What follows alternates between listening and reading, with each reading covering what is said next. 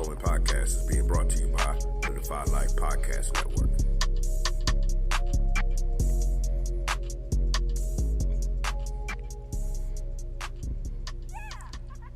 This week on the Defy Life Podcast, we will discuss Disney turning Princess Tiana into a white chick, Jesse Williams turning Emmett Till's mama into a meme, Tiger Woods making it golf fun again, NFL Week 3 action, and as always, we'll answer some listener questions, wrapping things up with some trivia. Let's get it.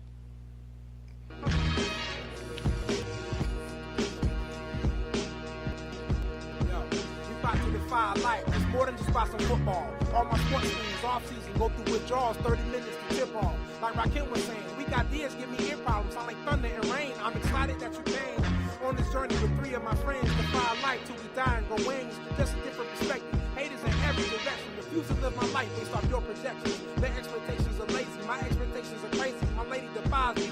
Koozie, Brown, Brady, Jordan, LeBron, Aaron, Bonds, Mayweather, Ali Foreman. You get the picture, greatest ever born. I attack without warning. This is not around the horn. Them other shows whack, a lot of yawning. You really want to be the best, got to pay the price. We make winning look easy. Welcome to Defy Life. Defy Life.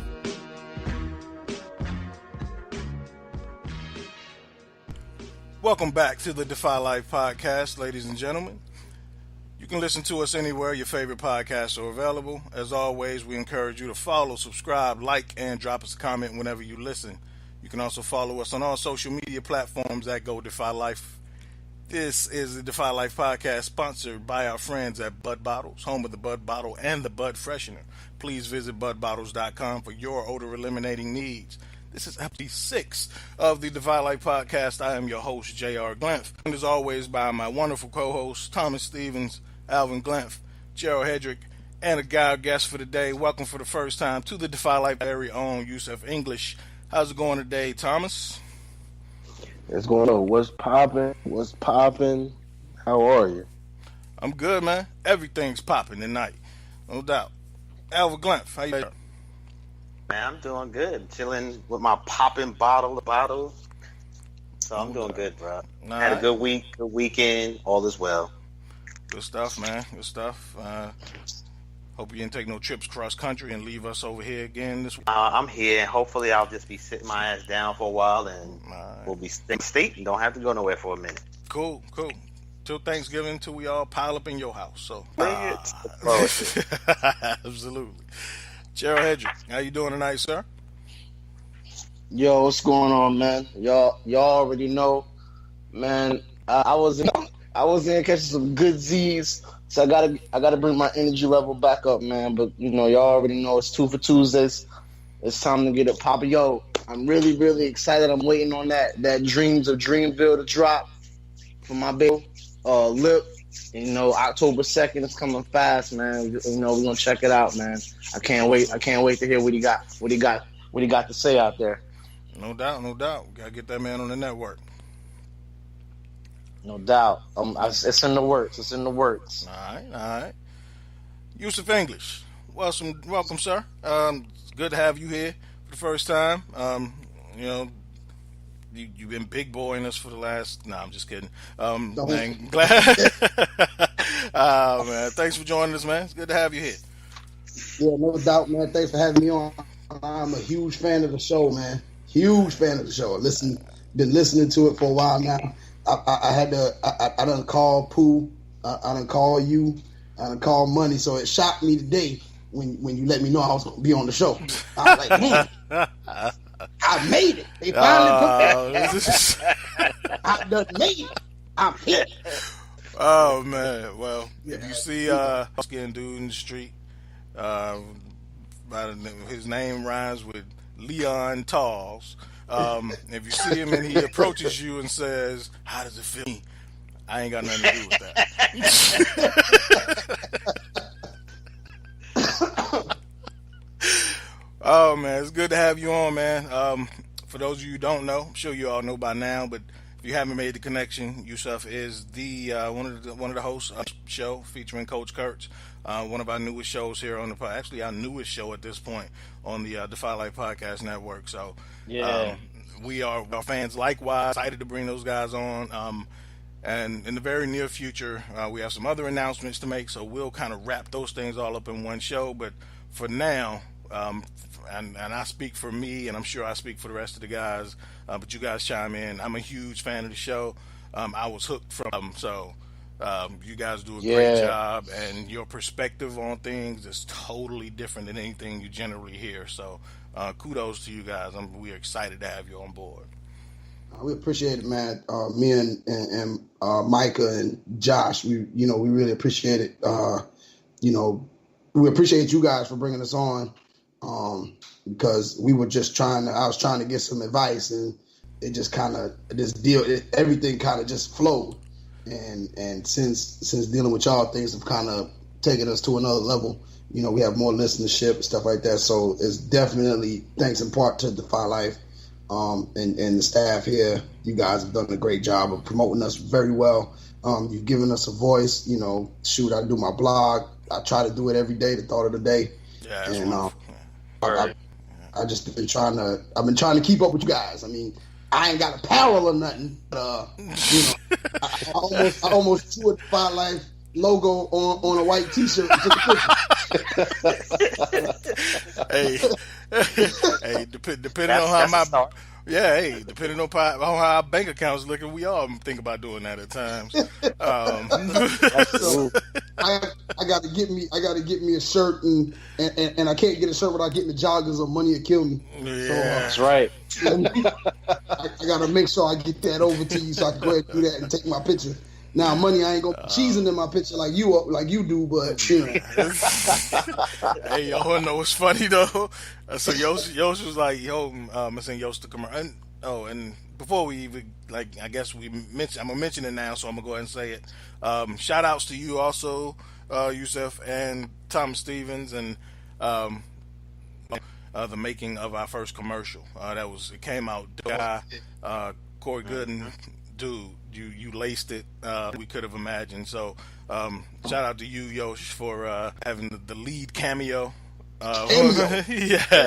Followed by our very own Thomas Stevens. So Yosh, you say that, and Money, I originally had you in it, but I couldn't find a place for it because you look so damn happy in your picture, and I was like, this don't fit. I said, that dude don't look focused. He just look happy as hell. So I'm gonna have to do another one on joy. That's joy, yo. Exactly. That's that joy, yo. So rocking our own brand, yo. Happy as shit, yo. Hey, I feel you. But yeah, so I tried, man. Smile. Exactly. So yeah, everybody like Pooh was looking like Tyson Bedford, Ocean, like Doc Rivers and Deep. You know what I'm saying? Everybody all focused, and then your picture just popped up. Yo, happy to be. I was like, nah, this ain't gonna fit. I have to get Money in the next one. So no doubt. Yeah, man, came out dope, getting a lot of good feedback. And hey, I do just want to say real quick before we move on, man. And I've texted Yosh just a couple of times, but man, I know you said it, Jay, but I want the listeners to know, I want Yosh to know, I've listened to every episode on the network, man. It is a fire show. Mm-hmm. It is definitely a good way to spend your time listening to perspective from people that are in it, that are in the sports. They're coaches. They have a unique perspective. They share their personal, their personal thoughts and their personal experience. Hey man, and the cast members, they have guests, they have features. Yo, you guys are doing your thing, man. It's a fire show, man. I'm very, very not only proud to have you guys. I'm honored that you guys are here, man. And it's definitely one of my favorite shows to listen to, man. It's the second thing I listen to after I listen to the Defy Life podcast, man. As soon as it drops, I'm listening to it, man. Man, I appreciate that, man, because especially coming from y'all, that's a big deal for us. Because y'all guys been doing it way longer than we have, and it's funny because everywhere we go, because we did a camp with Phenom Hoops last Saturday, and people was in it yo, we love your show, and me and Josh we didn't set out when we first started. like we didn't set out for this to be the case. We just really the audience we were looking for was parents and kids. Like we just wanted them to understand how coaches think, how high school coaches think, and how we feel parents and kids need to deal with certain situations. And it just, the response was nuts, and it just kind of blew up from there. So we did not imagine like this at all, and we still growing, and we still got, we still trying to make some moves and stuff like that. But it's been especially since being over, it's been crazy. We got one lady who's like me and Jay had an issue with the Google Play, and we've had an issue over the past couple of days. And so the lady that she been getting the Google Play alerts, and she ain't got her alert. She done email us every week. She ain't got her alert, and was like, "I didn't get my alert. Is there a new show?" Yes, ma'am. There's a new show. You can go to Spreaker. You can go over here. You can listen to it. And she was upset, like all caps and exclamation marks all over the email. I was like, "Damn, like can we?" But it's been crazy, and I know we're gonna talk about it a little bit later. I'm gonna make sure I have Josh and Micah on for that show too, cool. When you get a chance to. Because here's one more thing, and I'm gonna get into the show. Me and Josh almost can't be on the show at the same time because me and him always argue. Me and him are a walking argument. Wow. So he's always lying. So listeners understand that the stories you hear on our show, Josh be lying. All right. Let's just go there. All right. And I know we record tomorrow night, and I know he's gonna say something about it because he listens to y'all show too, and he's a big fan as well. So he was like, "How long you been friends with those dudes?" I was like, "A long." He was like, "Yo, those are good dudes, man. I enjoy that show." So he's definitely a fan. So thank y'all. That's the last time. I'm gonna say thank y'all so much for having us on. Hey, man, let me just say, as somebody that's a coach, I just coach like rec basketball, and the show got me pumped and amped to get back into the season. So like, I'm texting players and parents like, I'm so geeked out of coach. Y'all just got that buzz and energy flowing again. Some of your daily thoughts I'll send to players that I know could really like appreciate the message. So that and the topics is impressive. So keep it up, fellas. Yeah, I appreciate that. Oh, all right. Y'all done patting each other on the back? I want to argue with you. Nah. Man. Jesus. I ain't used to this. Oh, nice. Keon when you need, man. We've been here the last 3 weeks without Keon, man. We need some Boogie Cousins energy up in here. True. Man, who the hell is Boogie Cousins when you need him? Get your whatever's wrong with you. I do have one thing. The show that y'all did about the relationship question, I really wish the answers from who? I was waiting on Pooh's answer, and he didn't give it to me. That was all authentic, brother. That was it. That was it. If that was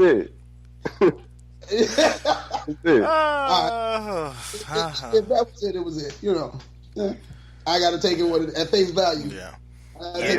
And this is strictly audio, so nobody saw the air quotes around the authentic. Yep. Yeah, Money was the only one that was at liberty to give us his real answer, and we appreciate that, Money. So No doubt. The rest of us have to live. So Right. Yeah. Well, moving on into it. Few news tidbits. There's a lot of things going on in the news. Of course, I wanted to touch on a couple of things we haven't touched on before. So we've touched on Bill Cosby, we've touched on Brett Kavanaugh, all those things, and we know where they currently stand. So a couple other things kind of jumped out at me. First, I'm not sure if you guys saw this, but it kind of caught my attention. Received a lot of backlash after their new movie Wreck-It Ralph 2 was coming out. My kids love the first one, so it 2 trailer came out. And, they have a lot of cameos from other Disney films. And Princess Tiana from The Princess and the Frog, Disney's first black princess in the Disney princess conglomerate, showed up on the trailer with lighter skin, lighter hair, Eurocentric features. And y'all know Black Twitter got after it, right? And Disney has decided to reanimate the scenes that involve Princess Tiana, and now she looked like a sister again. I don't know if she's gonna have a bonnet on her head that night and carrying cocoa butter, but hey, she does look like a sister again. Al, why is this even necessary for us to have to like show out in order to be represented in movies at this point? Because we're not the one making the movie. True. You know, like that's the facts. But the idea that somebody's going to consistently think about you, consider you, look after you, like where they do that at? That just doesn't exist, right? So the reality is, we will get to the point when our stories are a better reflection of us, our culture, our history, when more of us are represented in the terms of the people who are coming up with the stories, the characters, the money behind the movies. You know, that's the real. And to me, like it's a deficit. I guess the thing is, I'd want to know why. Like, how did that happen? How whoever did the original animation, did you not see the first movie? Like, was it an intentional, like, a marketing decision where we feel like we're going to sell more packages if she white and we just going to hope black folk don't notice? Like, I just don't understand what the thought was behind it. So my answer to your question is we need to make more movies. No doubt. All right. Thomas, like, is things like this happen? Is this kind of justification of why, as a collective, when I say we, I mean black folks, why we absolutely showed up and went crazy overboard when Black Panther came out? Definitely, because we definitely feel as if when it's a black cast or a black star, we definitely see that it represents us to the fullest. And just to go back and touch on that, the I guess the pure essence of America, supposedly a melting pot of people with, different diversity in color and shape and size. However, when they do a depiction of beauty, it's always lighter skin, blonde hair, blue eyes. It's never diversity. Sure. So that's kind of, it just seems like a huge contradiction of what America is supposed to be. But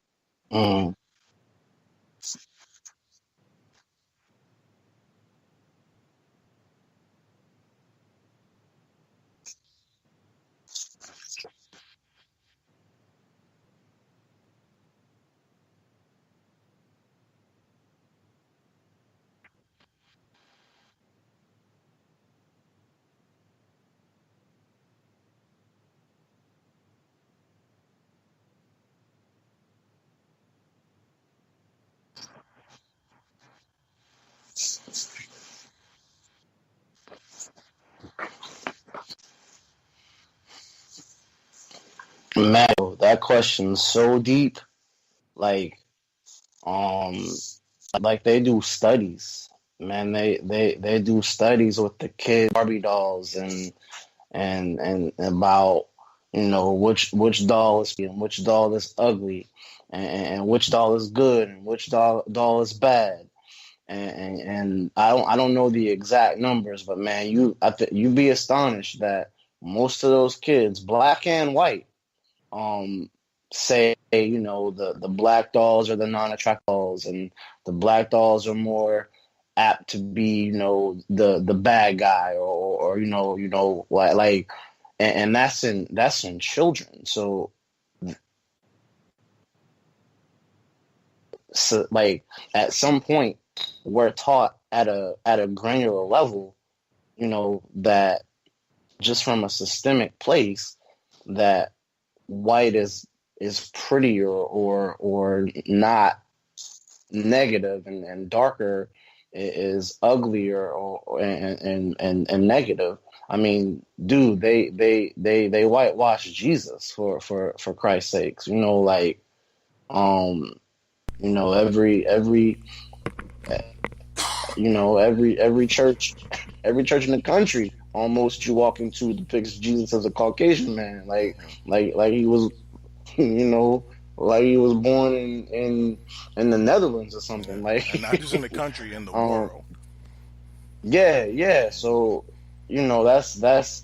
I mean, that was the start of this con job of, you know, this type of think about what that stripped away from us to depict Jesus as a non-man of color. You know, that was the beginning of this con job. You know, so just over time and over centuries, I mean, Hollywood has been whitewashing black roles and black actors for years. You know, so it is good that we have Black Twitter and you know, that black voice that kind of demands or at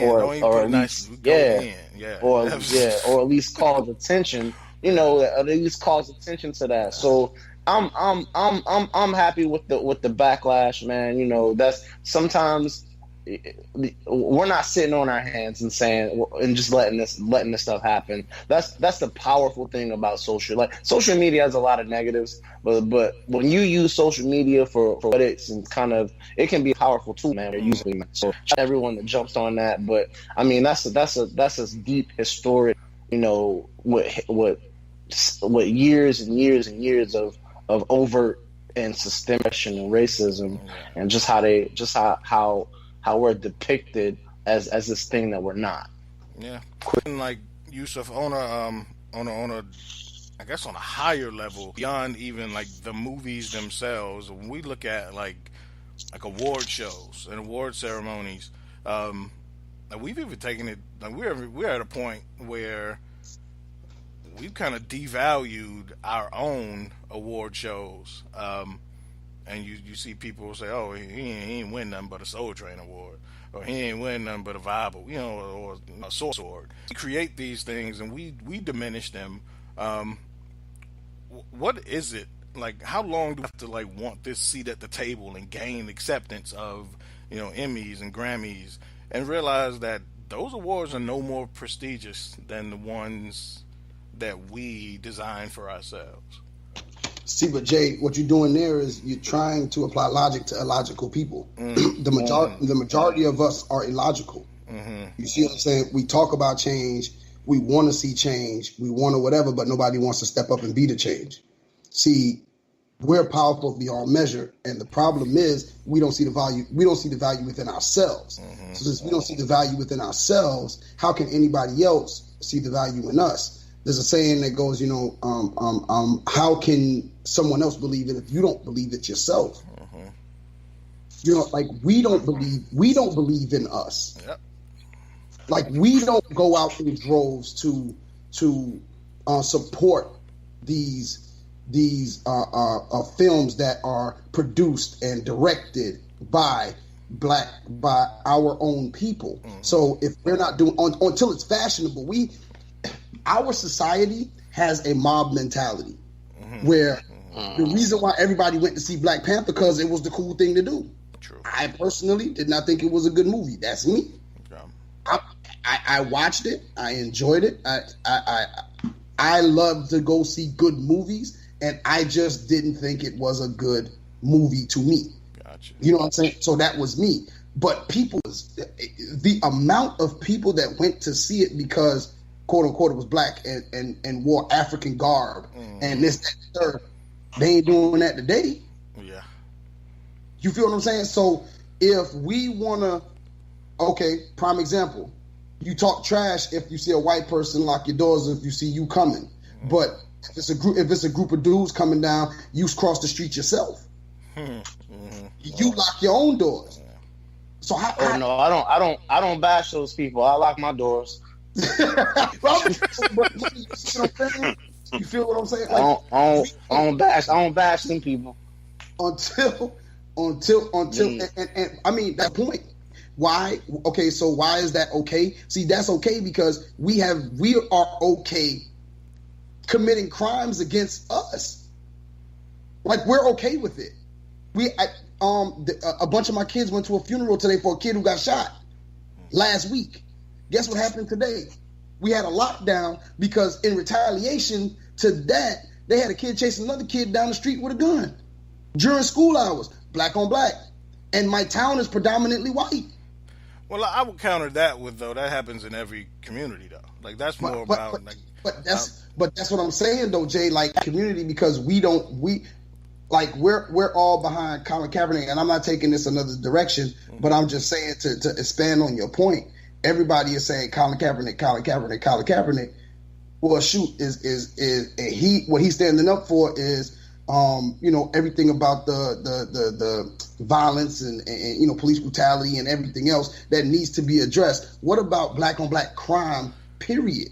Yeah, but that's not that conversation. That's like me coming to you saying, "Yosh, we got to do something about your." No, let me finish.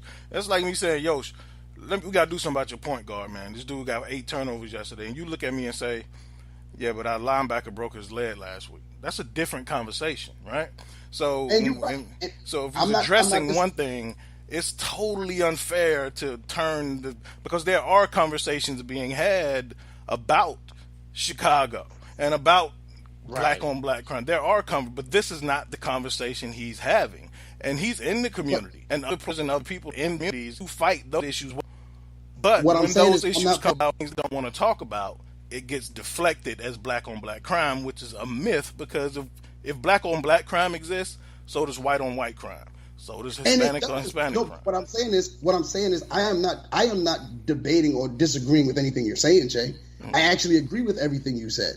What I'm saying is the majority of us do not. You're talking about the minority. The minority of us are doing those things. The majority of us do not value us enough to what you're saying, what the original question was that you asked, to go support black films, to go out and support black act. What's the saying? Denzel had to be crooked before he took it, and this, that, and the third. Mm-hmm. Like, we have to value the BET Awards, like you just said. Like that, people will rather watch the Grammys. Why? Because it's a more prestigious award. Well, why is it a more prestigious award? What makes it an award? And that's just my take on it. I think that we do a good job of devaluing ourselves. So how else does anybody? It makes it easy for other people to do it because we do it to ourselves. That's why it's a larger conversation. That's why it goes back to what I was saying about it goes back to the prism in which we're past. Like systemic level, is that you trans clear you are and the age that you are. Like, this is given to you all day, every day, from the moment you're born, subconsciously, that this is how it is. So we're not immune to that. We're not, just like I was saying about the dolls. Black kids and white kids pick those dolls. Because from a systemic level, it's a problem. It's a problem even above what you're saying. So, the reason why these conversations are important is it draws light to the fact that those things happen and that they need to be looked at and they need to be corrected. So I don't pretend to know what the large answer is. But what I do know is black on black, quote unquote, crime or whatever is that's a different conversation related to systemic oppression from an environmental, from a financial, from an educational level of our people on one end, and having a conversation about this, it's a whole system-wide churn fuck job of us. But they all come from kind of different angles. So you can't really talk about one without at least acknowledging the overall issue, but they are at least separate conversations because they affect us. They affect us in so many different ways. You know, so I think. Go ahead, Al. No, I was just gonna say I agree with all of what y'all said, right? And what I love about this show, to steal one of y'all word, is the prism. So I love this show, how there's a prism of perspective, because I think our existence, I think what we go through is very complex. So, Absolutely. you know, it's very, for those who are listening, to all of y'all, it's very understandable where y'all coming from. And honestly, I agree with all of y'all. But where it comes, to me, what it comes down to is what I was trying to talk about in terms of making your own films. It's about self-determination.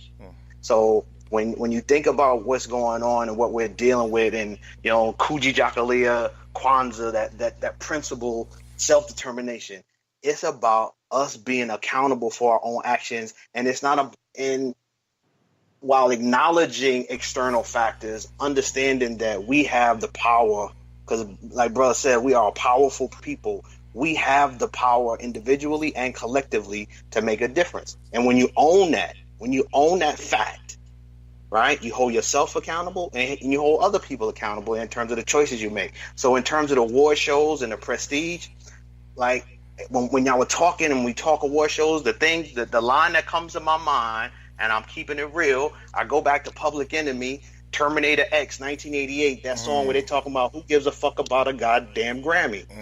Since 1988, since I hear that song in a hip hop joint, to let you know how hip hop can affect people's thoughts and decisions, I have not watched or gave a fuck about one of those shows, not near second in 30 years.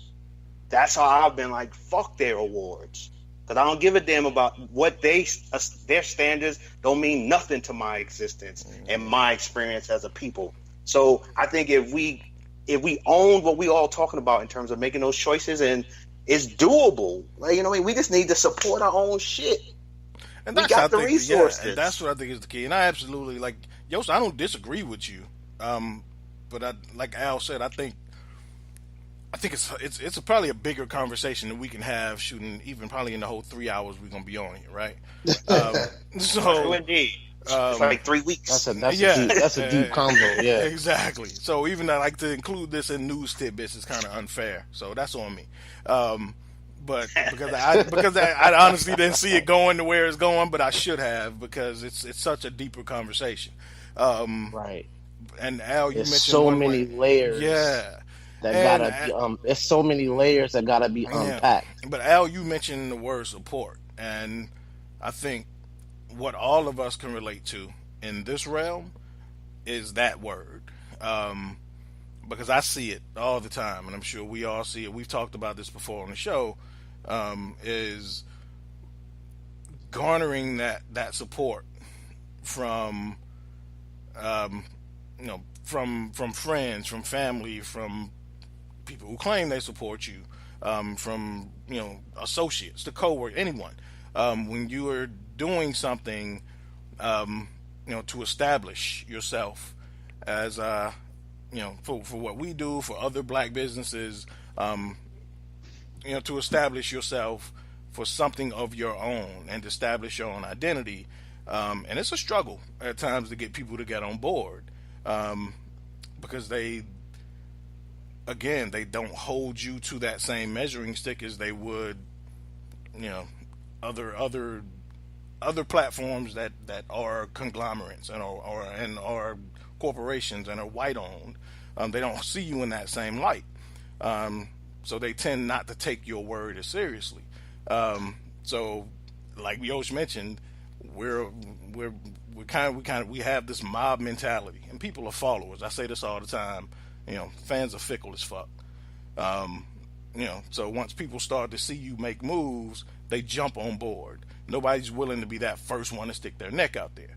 So support is a big thing, especially for black award shows, for black beauty pageants, and for us not to look down on our own things and say it's just this or it's just that. We need to be big up in each other and say, yo, this nigga won a Source Award. That's dope. You know what I'm saying? Like, but we don't do that. for whatever reason, because like we just said, that's a entirely deeper conversation that we can get into. But Al, you are spot on with the support.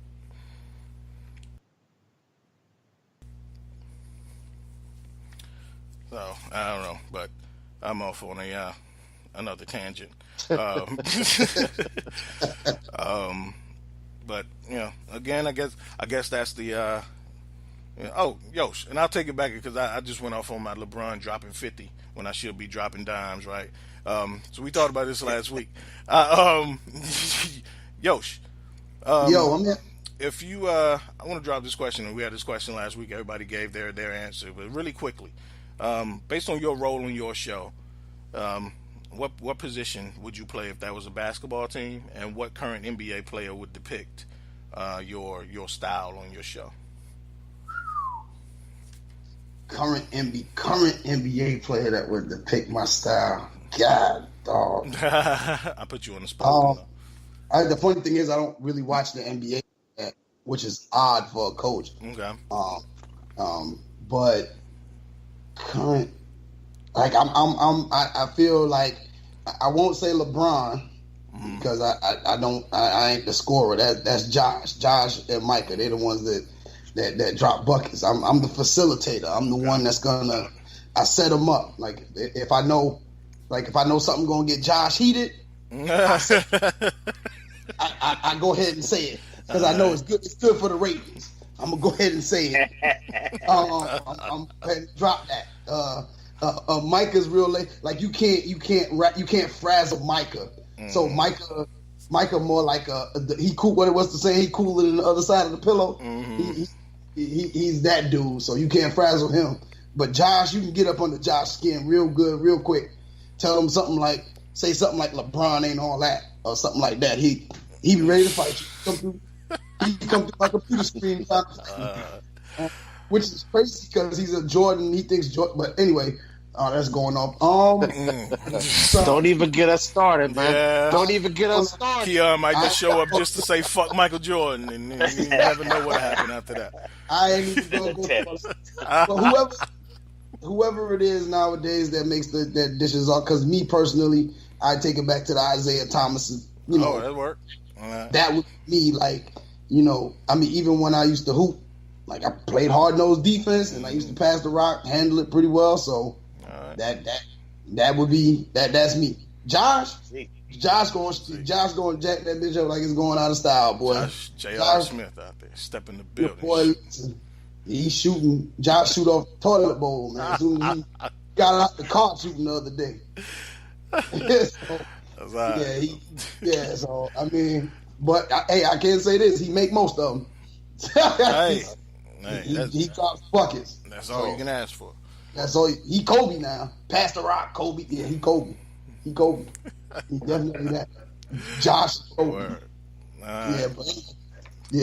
Cool. But that's who I would be. I'd be out there resurrected from the dead. Young Zeke.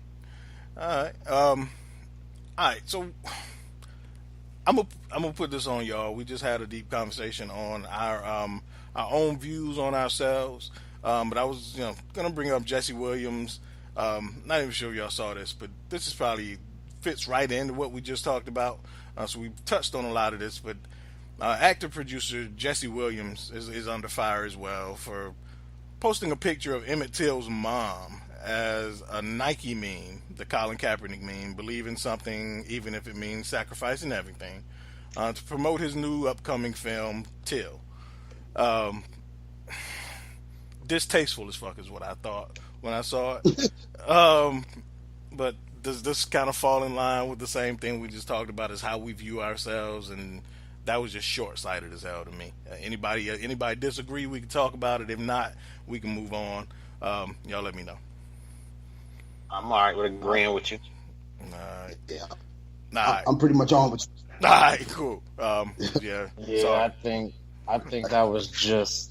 Yeah, I agree. That was just distasteful. I just think you got. And I think he was just caught up. Yeah, just caught up in that. Just caught up in wanting to make a meme and be like, it was just a stupid decision. You want to say some things need a whole lot of leave alone? Yeah. Emmett Till need a whole lot of leave alone. Just leave that on. Just let the movie. Yeah, just wait for the movie. Yeah. Yeah, we'll watch the movie, bro. We'll watch the movie. And I hope it doesn't take away from the turnout for if it's a good movie, because it's a story that this generation needs to be aware of. So absolutely. Yeah. I'm hoping people don't slight the movie for this bit of stupidity.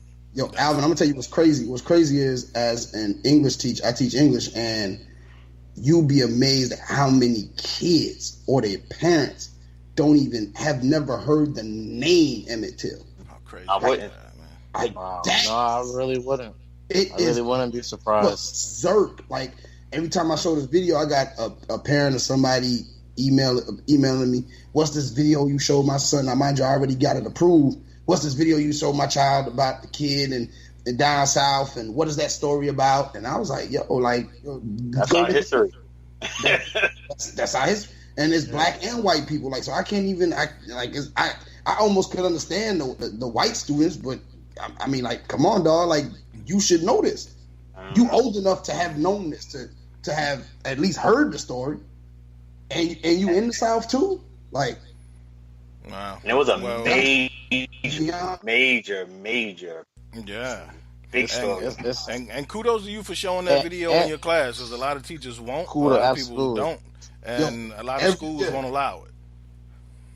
Every year I show, every single year I show that video, because it ties into a book that we read.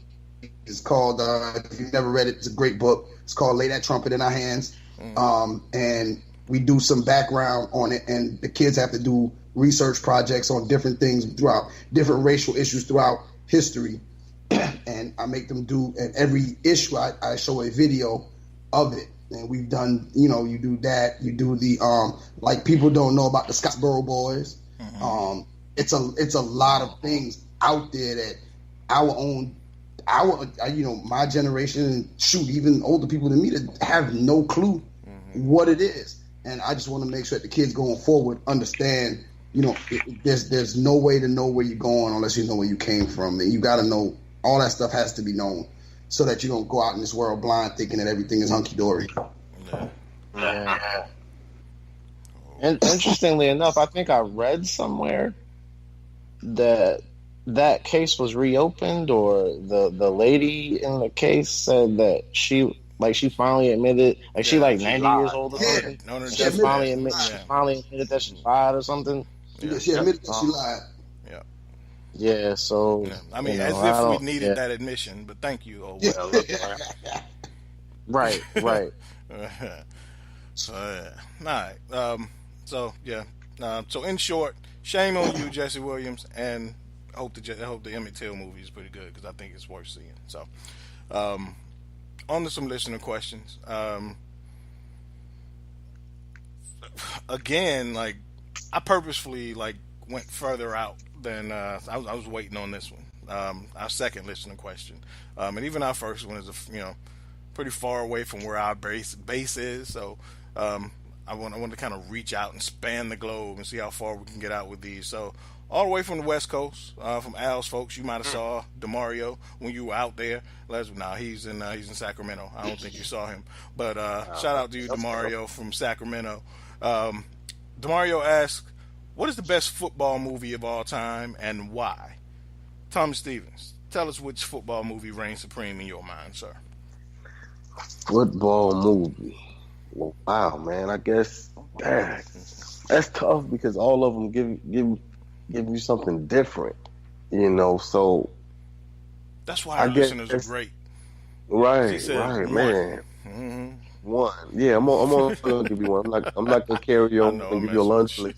Yeah, yeah. I'm not gonna money you. Nah, I'm go ahead. Ooh. Dang. Nah.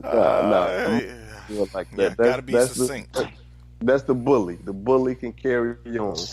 But dang, man, I still gotta, man. It's hard for me not to say remember the Titans, but I'm gonna go with the program, man. I'm gonna go with the program. Okay. He did say why. Oh, and why? Mm-hmm. I guess because it has a lot of the urban twist. You know, it actually showed, man, believe it or not, You thought it you gave was you Darnell Jackson, didn't you? Nah. Oh, okay, I'm sorry. Nah, I didn't. You know, they did used to call me Q when I was mad. Young,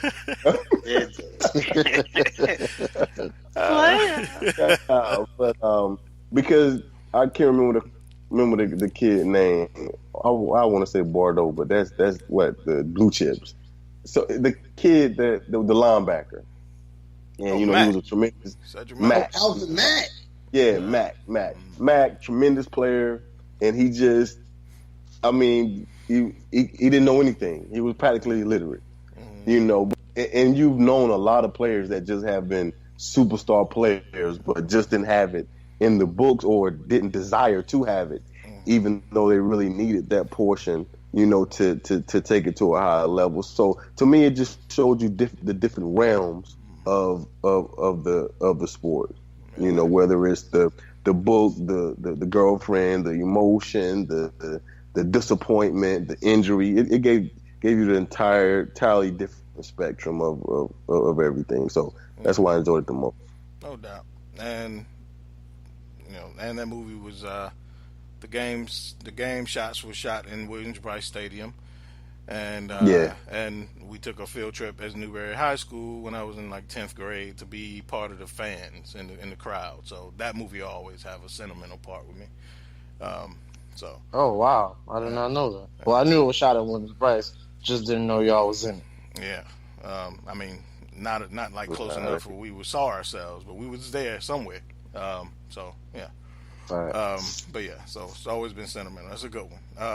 Yosh. Which football movie to you is the best of all time and why? You know, Pooh took the words right out of my mouth. Like I was hoping he would say "Remember the Titans" so I could drop the bomb of the program. I'm over here salty right now. Oh wow! Bad, you let Pooh go first. Like, but, hey, you gotta go with something else, man. Hey, Yosh, you lucky, man. We used to have all guests go last, so on everything. Well, I mean, you know, for all the reasons Pooh said, I think that the program was probably for me the best movie. I remember being in high school. I was a sophomore when that movie came out. And I don't know if y'all know, but there was an original scene in the first time that the movie came out in the theaters where they were all like laying down in the road on the highway. Yeah. And shit, like some of my teammates went to go do that dumb shit, and I was like, yeah, no, y'all can have that shit. I'll see y'all tomorrow. Which is why they took it out of the movie. Some idiots got ran over. The movie, but. You know, it showed, the quarterback who has issues at home dealing with alcoholism, the way that football could take over a kid's life, how colleges, how it's run as a business in some aspects, boosters. I think it gave a great behind the scenes look at college sports. On the flip side of that, if you're talking inspirational movies, then you would go with Remember the Titans. But just talking about overall best movie, like sit down and watch it. Like Alvin Mack to this day could get me. I'll go hit my refrigerator right now if I watch that movie. Like I just line up against my refrigerator. Hey, look at me, you poo butt motherfucker! Like yeah. You the one.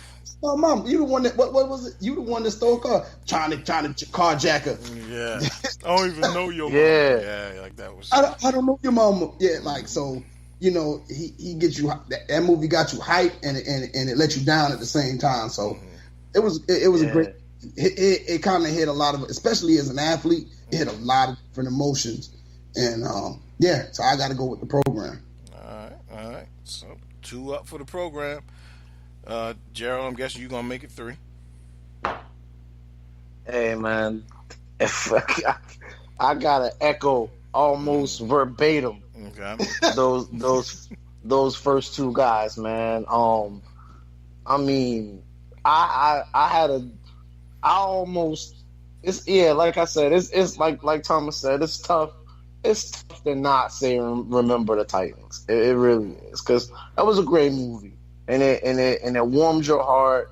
It was inspirational, and it touched on some real key issues too. Yeah. But man, the program gave you everything. Man, the program touched on the pressures of being an athlete, not just an athlete, but a student athlete.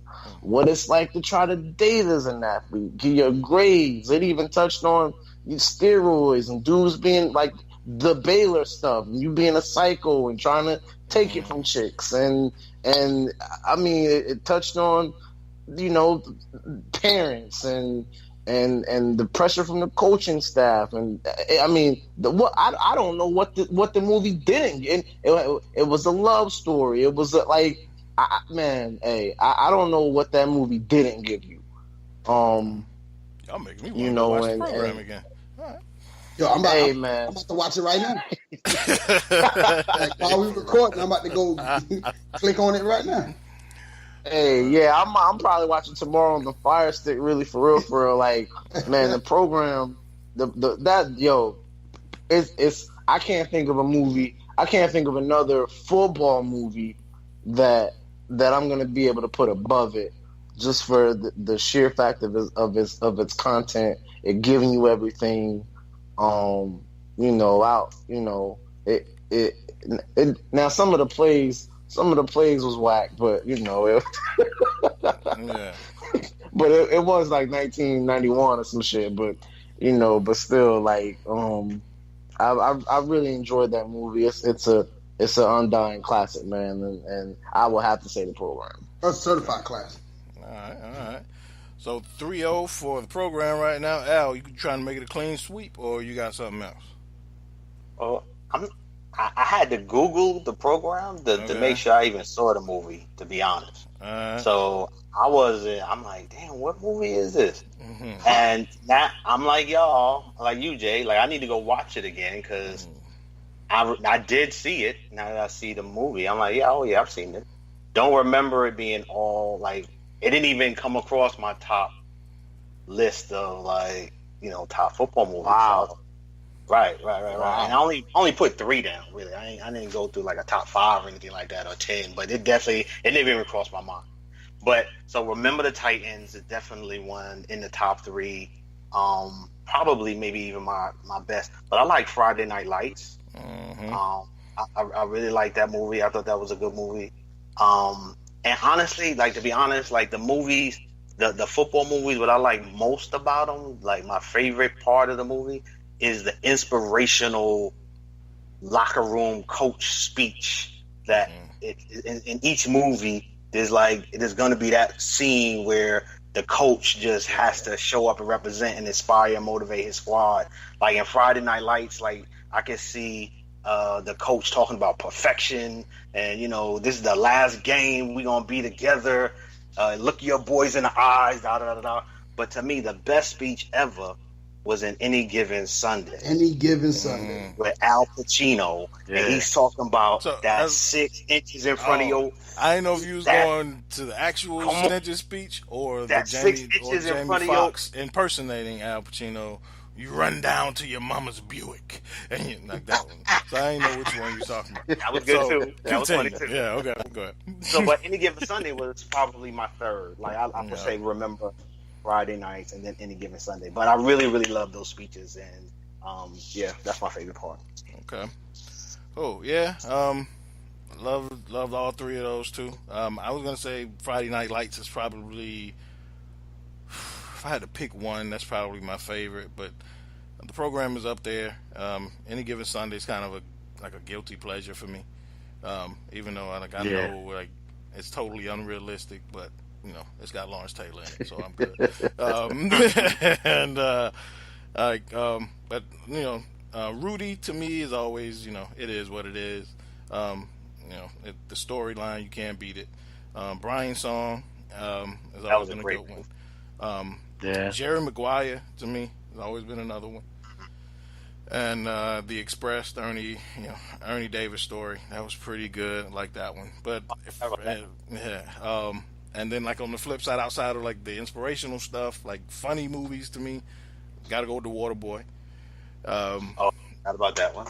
And but y'all gonna hate me for this because it's not a very good movie. But I'll stop when I'm doing to watch it every time it comes on, just because I'm a draft nerd.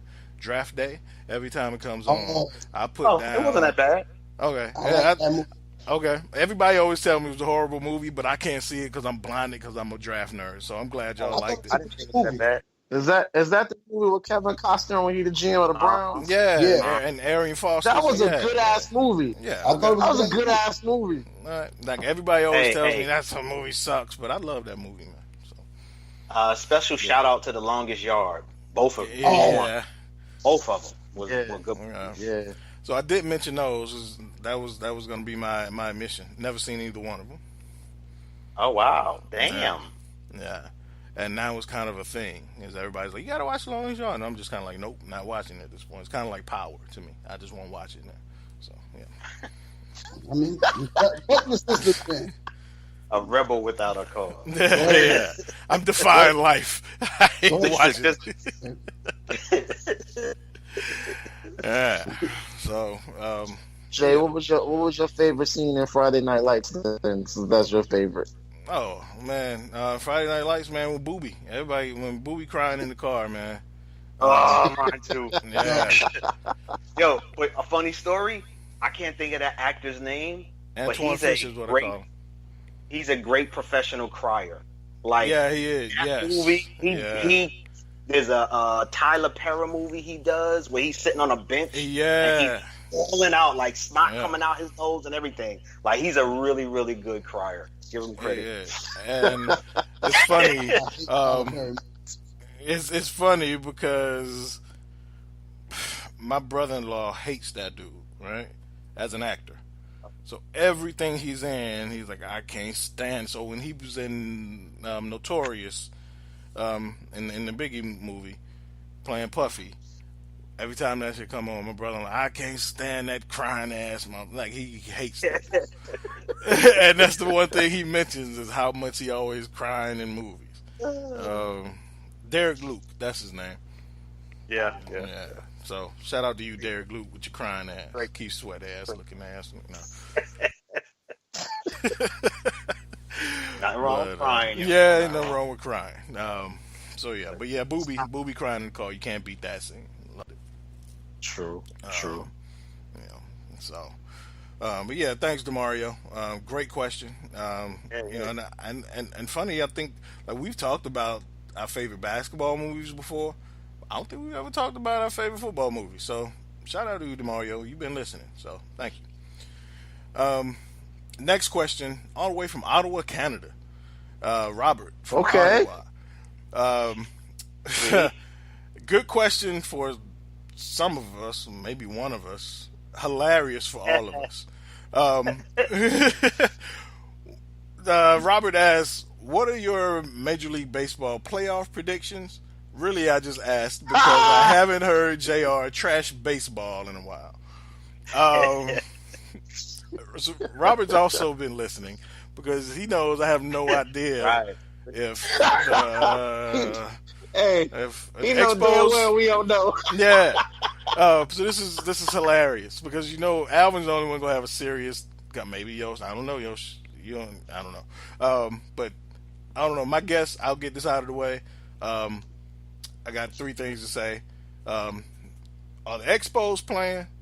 And is Andre Dawson going to be the MVP? And fuck baseball. That's all I got. Al, what do you think about the Major League Baseball playoffs? And anybody else that wants to chime in, Thomas Stevens, feel free to do so.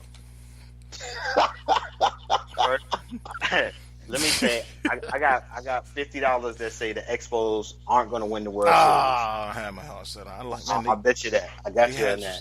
So, no Marquise Grissom, Delino DeShields for me this year. Okay. If you want to bet, whether or not they win MVP, I'll take that bet too. Okay.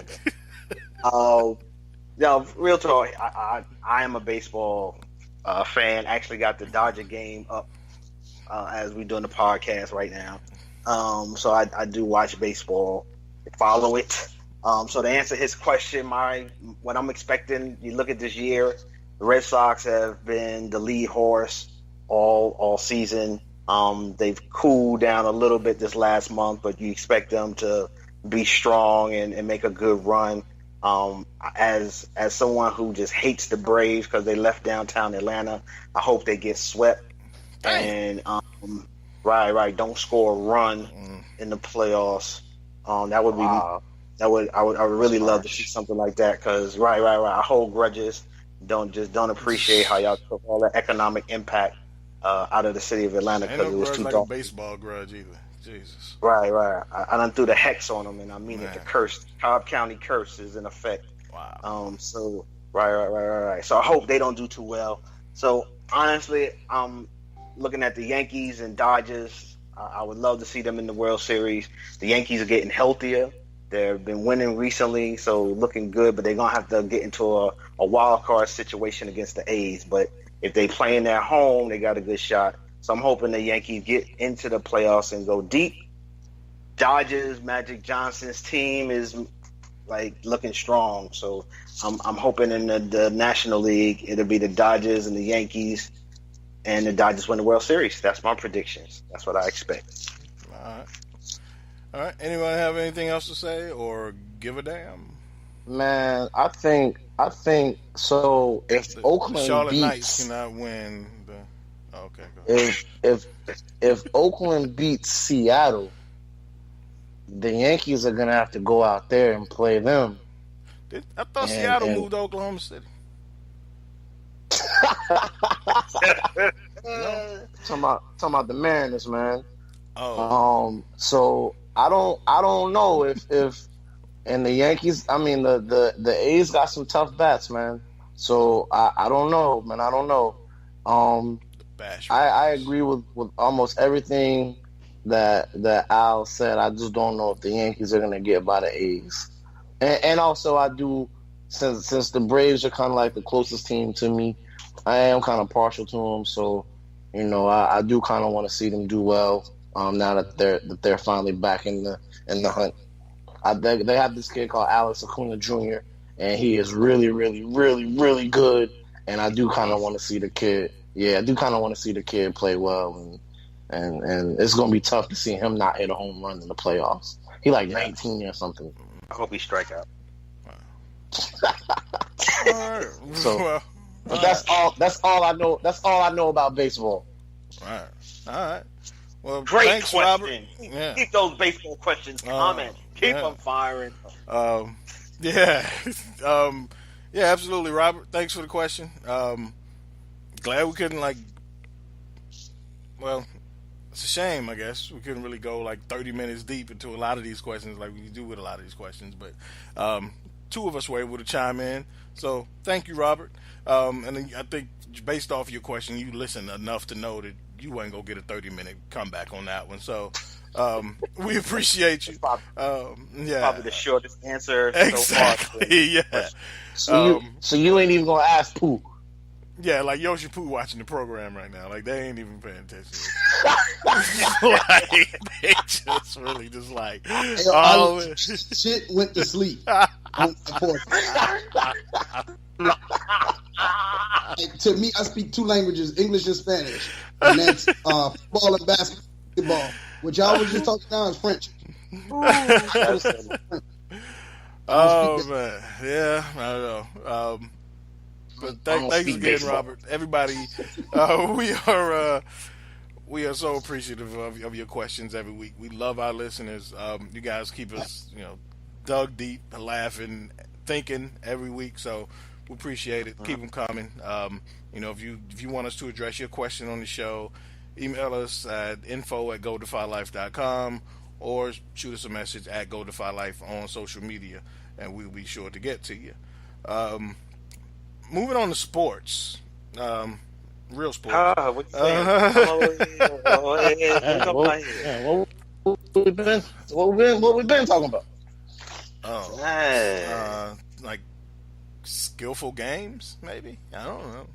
Okay. Okay. I ain't going there. I'll take that. Yeah. I'll take that. Yeah. We'll talk some NFL. You know, we ask one question every week. It has been week 3 of the NFL football season. Thomas Stevens, what do you know after week 3 of the NFL season? Well, before I shell it out, man, I guess I gotta get my emotions together, man, with that booby joint. You know, that ACL scene is did in my heart, man. So yeah, man, I gotta get my emotions together. But man, I definitely gotta go with what I know. I know that I was I think I was totally wrong about Baker Mayfield, and I think that Cleveland may have gotten it right. He's not hesitating. He's really. I know it's different when the league and the coordinators get some film on you.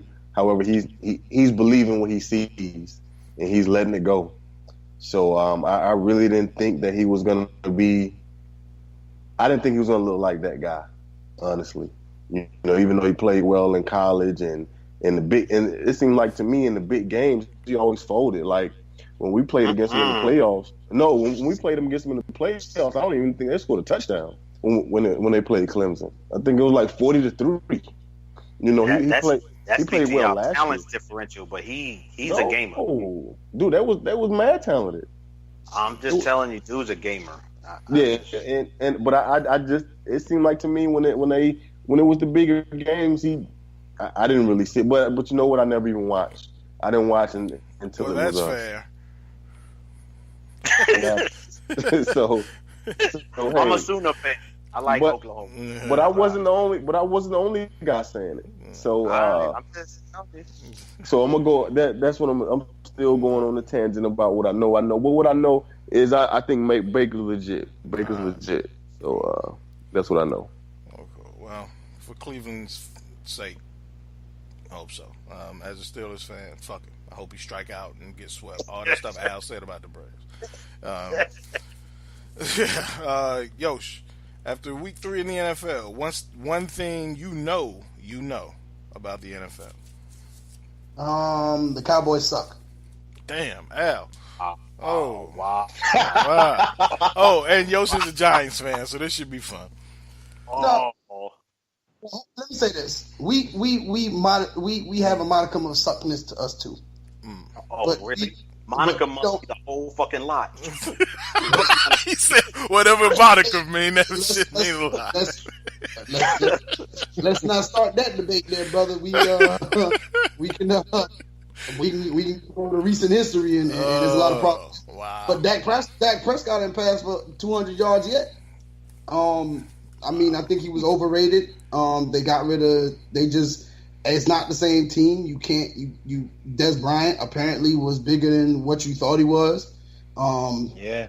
He was a bigger piece than what you thought he was. He caused teams to have to roll to his side, which is what opened up them other underneath routes. He's not going to get the catches or the numbers, but you're going to open up everything else. You mix that with Zeke running the ball, which for some oddball reason you don't give that man the ball. I don't know. I think Jason Garrett should have been fired years ago. And I'm not even a Cowboys fan. I just think that there was so much more winning that could have been done with someone else at the helm other than him. It's just coming to fruition now. I think that I think the Cowboys are set up for more success than we are. Because right now, I want to choke the fuck out the damn Giants, myself, personally. Like, just go. I hate it. And Pooh will tell you this. The day they drafted Eli Manning, I cursed his fucking name. I hated everything about him to this goddamn day. He don't like Eli. I hate Eli Manning because of what we passed up for him. Like, we God damn it. Anyway, our front office suck. We thank you. Steelers fans everywhere, thank you guys. I know. We passed up on Phillip. We traded Phillip Rivers and passed on Ben Roethlisberger for a nigga that always looked lost. Like that, always looked lost. Like he gets sacked and he looked like, oh shit, I didn't know there was people out there. Like he always looked lost. But I just think Dak has been exposed. I didn't think he was that good to start with.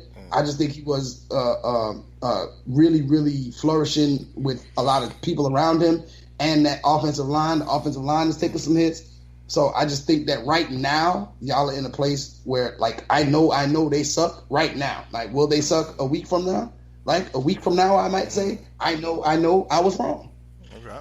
But after week 3, Yo, I agree with you, man. I was actually, we had a little off show conversation. It was a very real possibility that Dallas could go 0-5, 0-6. I'm shocked that they have one win. No, but they played us. They played us, so they got one. They played us. Yeah. Well, let me ask you this, and this is just because it's still your part of the segment. Do you think Jason Garrett is now squarely on the hot seat? No, I don't think Jason Garrett will ever be on the hot seat. Jason Garrett was a career backup who was he must have been rubbing Jerry Jones' balls or something when he was the backup, because that's Jerry Jones' boy. You know what I'm saying? Like, he can do absolutely no wrong. And so at the end of the day, like, he's fudged a lot of shit. Like, think about that, man. He messed up a lot of stuff and has not been fired, has not been put on the hot seat. One of the best coaches you ever had, they had an argument and you got rid of his ass so damn quick. And that was Jimmy Johnson. Jason Garrett done jacked up every goddamn thing, and for some odd reason he keep coming back. So no, I don't think he's on the hot seat, because apparently, like, he must got something on Jerry Jones, like they done fuck some hoes or something one day. I don't know. He got that job for life. Like, he gonna die on that sideline. So I'm torn right now, because I so want to hear what Alvin Glymph's thing is. I do too. Alvin Glymph. Why you torn, Jay? Because we only have an hour and 47 minutes left. Right. I'm torn. How much of the bullshit we want me to start? Do you want me to just answer the question? Alvin Glymph, what do you know now? Okay. Before I asked Yosh what he knew, what do you know now that you know about the NFL? Oh, that's not a fair question. I know now that I have a hater on Giants, but they haters. Like, I get it. I know how we rock in our division. If you had to give analysis on the midgets that play in Jersey, I would have given you some type of analysis that he would be sitting there like, damn, I can't believe he just called a sheet lie that. I can't believe he went into my offensive line that way. I get it. So I'm from New York. I got a lot of people who Giant fans. I get the text. So like most Philly Giant Redskin fans, I just brushed them off my shoulders. So what question do you want me to answer? Just what I know, besides that there's haters amongst us, and people just be taking shots just because their team suck. I get it. But I know is that the Browns team that was playing with Tyrod, they need to have their checks docked, because the level of effort, from my perspective, in that game picked up dramatically when Baker Mayfield the field. So all those players who was playing half-ass when Taylor was playing, but because the number one pick gets on the court, now you decide to step your game up. You need to turn your check in, or they need to dock some of your check, because that was whack to me. Like, I'm looking at the team, like, I'm looking at the game, like, what the hell just happened? Did they switch out players? Like, people making catches, blocking, defenses running, tackling. Where the hell was that when Tyrod Taylor was playing? So that just kind of sucked to me, and that's one of the things I know week 3 is that that sucked. And if I was Tyrod Taylor, I'd have walked and just said, yo, fuck y'all, I quit. I would have did like the dude in Miami did. I did Devontae. You're like, yo, I'm Rick James, bitch. I'm out. And quit. I mean, honestly, though, Al, they a couple missed field goals away from being 3-0. Agreed. And that's That's 2 wins with Tyrod. What do you mean? But no, but we just had Okay, this conversation a couple weeks ago, right? Maybe 2-1. Maybe 2-1. But Jay, they definitely should have beat the Saints. Okay. Tyrod got on the field with 43 seconds left and drove them right down the field. Okay, no timeouts, drove them right down the field. Okay, I heard you the first 18 times. But what I'm telling you is that they fucking lost. We just had this conversation 2 weeks ago. Bad teams find ways to lose. That's what they do. You keep saying, and y'all keep saying like they should have won. But they always find ways to lose those games. And until they find ways to win those games, they gonna be the Browns. We keep saying, man, they better than y'all think. They're a field goal away. They one drive away. But they keep finding ways to lose these games. Like, at some point, you are what you are. And Yosh and Al may not get along in certain areas, but one thing I think they will understand is something that Bill Parcells said, because I think they both like that dude, is at some point, you are what your record says you are. Like, you can't keep saying, like, they a field goal away. They a drive away. This would have happened. They should have been. They keep finding ways to lose these games, man. You know, they say, if they would have made that field goal, they, there's a saying that goes, if my mama had a dick, she'd be my daddy. Exactly. At the end of the day, it don't mean a bunch of it don't mean a bunch of nothing. Like, they are what they are until they, like, that's but there aren't a lot of blowouts in the NFL. There's a very small separation in wins and losses. And that's what good teams do, is they win those games. The Browns keep finding ways to lose it. Maybe things turn around, but until this point, like, we can't keep grading them on a curve and saying, man, they was one field goal away. Fuck nah. If the Panthers lost by a field goal every week, would you keep grade them on a curve? No, you hold them to that same standard you always hold them to. You can't hold the Browns to a different standard because they trying to get better. Yeah. I mean, I just think that, but that was the plan on Baker Mayfield. They said Baker Mayfield makes people, he injects people with this energy. He makes people want to play for him. I mean, dude, I agree with you, Alvin. I think that everybody out there, especially Carlos Hyde, who I must say balled out for me when Baker Mayfield got in on fantasy. Appreciate that. But at the end of the day, like, in the first half, he the reason why Tyrod out. Like, he might have had a deal with Baker. Hey, man, I'm going to miss this block, dog, so you can get in there. I don't know. But nah, man. Damn sure missed it. I didn't see it like that, man. He acted like he didn't even see that motherfucker. Like, he blind as hell. So, Pooh, you didn't notice a different level in, like, effort when Mayfield got here?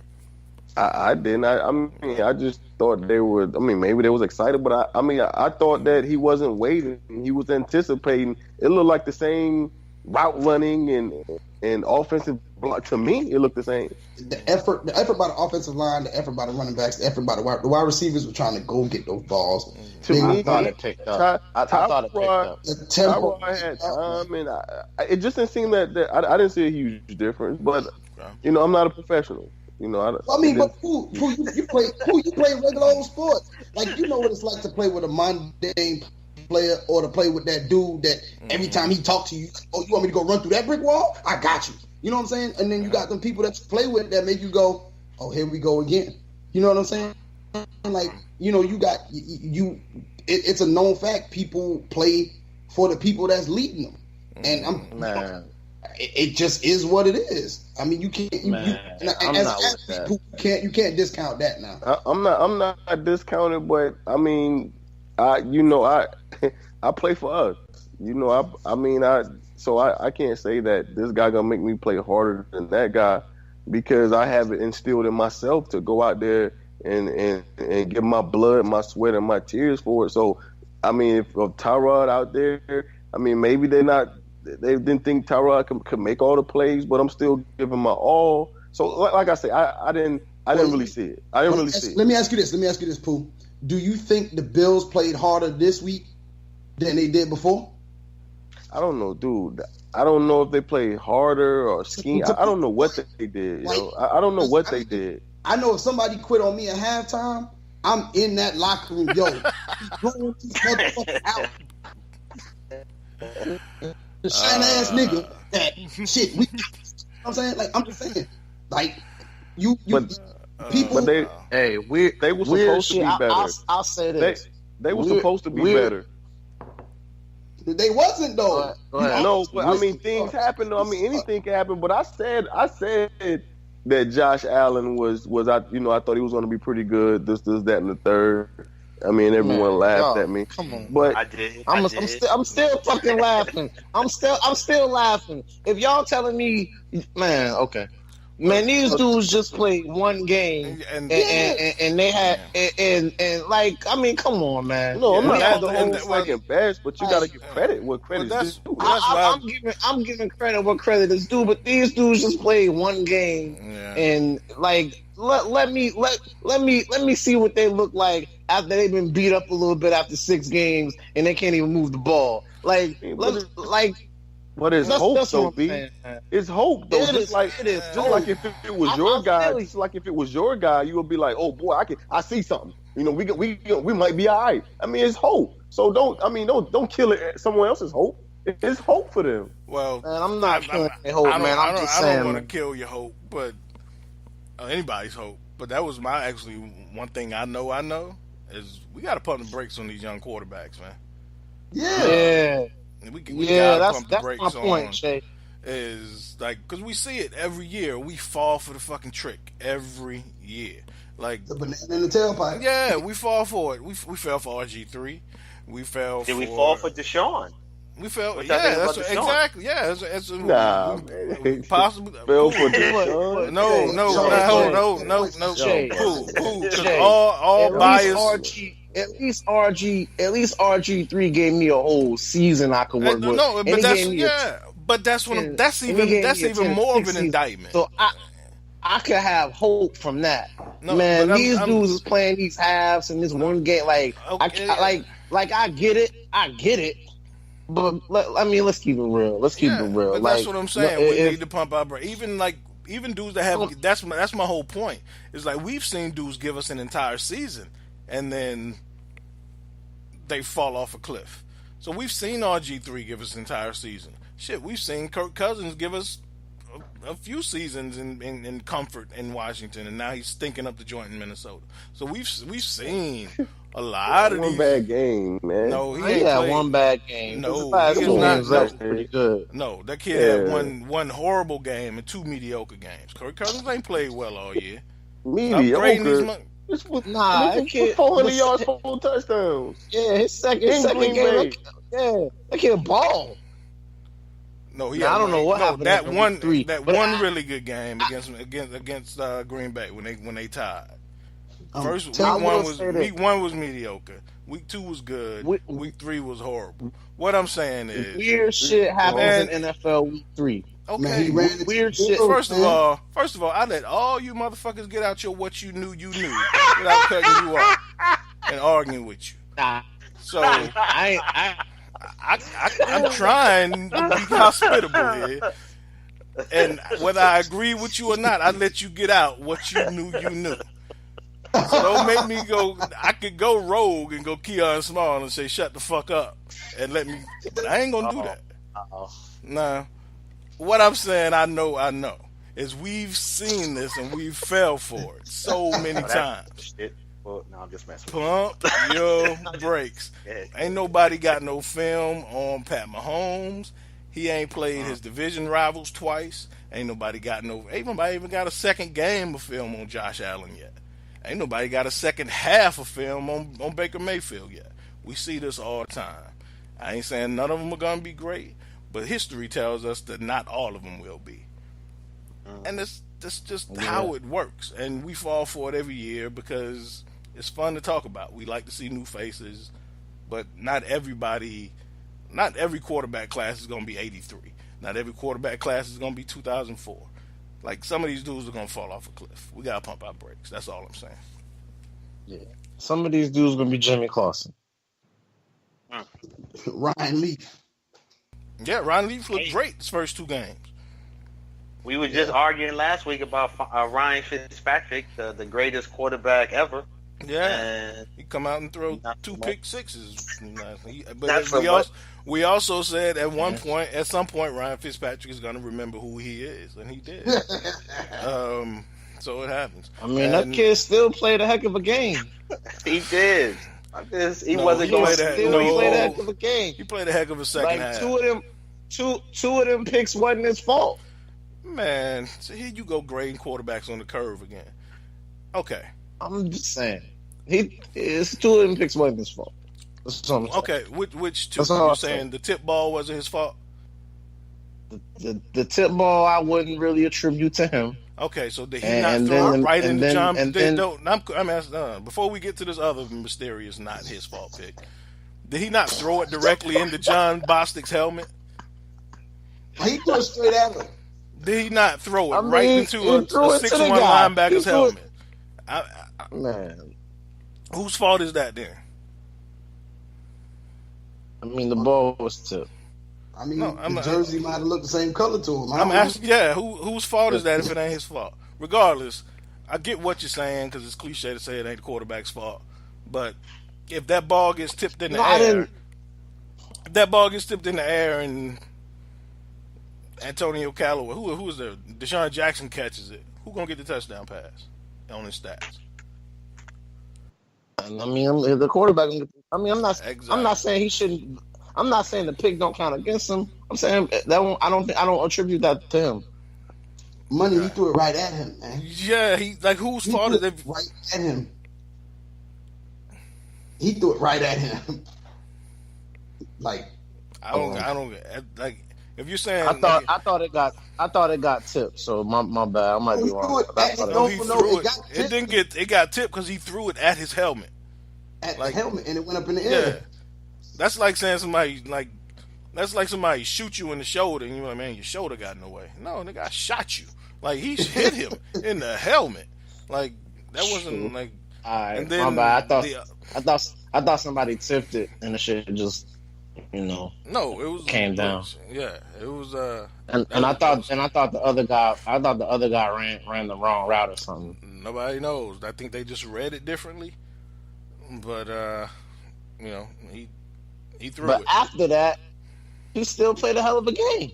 But right, so to me, that's what I was judging. Like, how do you bounce back from this? That's what I was judging. I feel you on that. I feel you on that. But what I'm like to say, somebody played a hell of a game insinuates that they played a hell of a game. So it's okay. So he played a hell of a second half, right? Yeah. Okay. So my point is that he wouldn't have had to play at that level if he wasn't playing at such a shitty level in the first half. That's why Ryan Fitzpatrick is Ryan Fitzpatrick, and he's been on 7 teams in 13 years because he gives you those incredible highs and those terrible lows where you don't know what you're going to get on a week-to-week basis. He'll give you those 2-week stretches where he looks great. But at some point you realize you can't win with Ryan Fitzpatrick in the long term because he's eventually going to throw you out of games. Al mentioned it last week when he was in New York with the Jets. He was great for the majority of the season, but at some point he remembered who he was and he cost you a playoff appearance. That's just who he is at this point. He's done it in Buffalo. He's done it in Cincinnati. Did it in Houston. Did it in New York. Now he's doing it in Tampa. It's just who he is. And he's going to give you these video game numbers every now and then. But at some point, he's going to look at the back of his jersey and be like, oh, shit, I'm Ryan Fitzpatrick. Fuck I'm doing. Let me throw this pick 6 to Bud Dupree. That's just who he is. I wasn't, y'all pivoted off the young kids, so, I was all ready to bash them. I ain't quite so ready to bash Fitz magic. Well, the question last week was whether Al's point last week was Ryan Fitzpatrick can't his thing last week was what I know we overreacting to him being like an MVP conversation, and can he maintain that level of play for the rest of the year? And that was Al's point, is that no, Ryan Fitzpatrick is going to give you these highs and these lows. He can't maintain that. And I said last week as well. Yeah, we bashed. He just said, and I said last week too, Ryan Fitzpatrick is going to throw you 2 picks this week against You Pittsburgh. said that. I remember. That's as soon as he threw the first one, I was like, I was damn, halfway there. Here he You like, goes. damn, Jay halfway there. I said, damn. Jay said he was going to throw 2 picks, Yeah. and then I saw the other. Then I said, damn, Jay plus 1. I was just playing the numbers. But he had also thrown a great touchdown, and he came back to throw a few more. To me, they kind of I still thought the kid had an amazing, outside of the picks. I thought the kid played an amazing game. Yeah, I mean, he still bounced back from those picks. We got to get it done. And y'all offense was playing lights out. yeah. So but I mean, outside of the pit, you know. I know this chick at work. Outside of the shitty attitude and the musty underarm, she's really nice and pretty. But that's a lot to put up with. You know what I'm saying? Outside of the picks, that's huge. That's a lot to say. I mean, but you know what I'm saying? for they roster though, Jameis throw them same picks. He do the same shit. But He- that's you talking know, about black on black crime right now. We ain't talking about Jameis. That's a different. No, I'm just saying on they roster for their quarterbacks. I know, you know. but what I'm saying is, what we do know is the last thing we saw of Ryan Fitzpatrick is he was throwing you out of a game and had to try to get you back in it. We can't harp on those first 2 weeks and say, oh, Ryan Fitzpatrick is Ryan Fitzmagic, and then he has a shitty, he shows himself to who he's been. We're willing to say, let's overlook that because we want to focus on the good stuff. I give you that. I've wasted 30 struggled. minutes He on struggled fucking early. Ryan Fitzpatrick. What the fuck am I doing? Why y'all get me caught up in this stuff, man? Last week it was Josh Gordon. This week it was Hey, Ryan Fitzpatrick. he almost brought them boys back to beat y'all. I'm just saying. There you go, grading on the curve again. What is this? Wait, winning cures everything, man.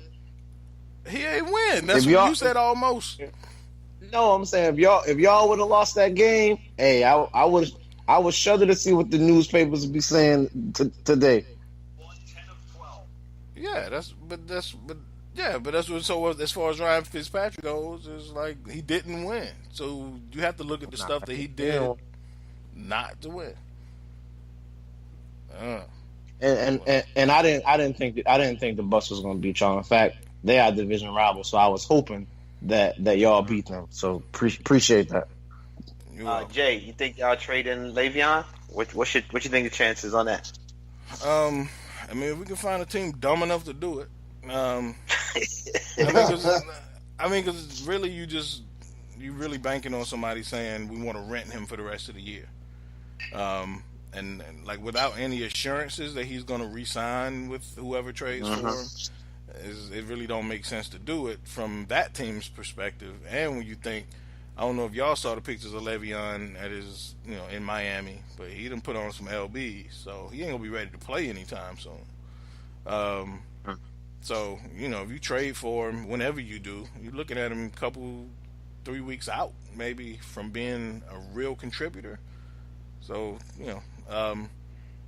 if as a Steelers fan, I'm all for it. Find somebody dumb enough to give me a first round pick, and I'm with it. Man, y'all ain't getting no first round pick for that guy. That's what I said. If you find somebody dumb enough to do it, it ain't happening. But I don't think they're. And from the Steelers' perspective,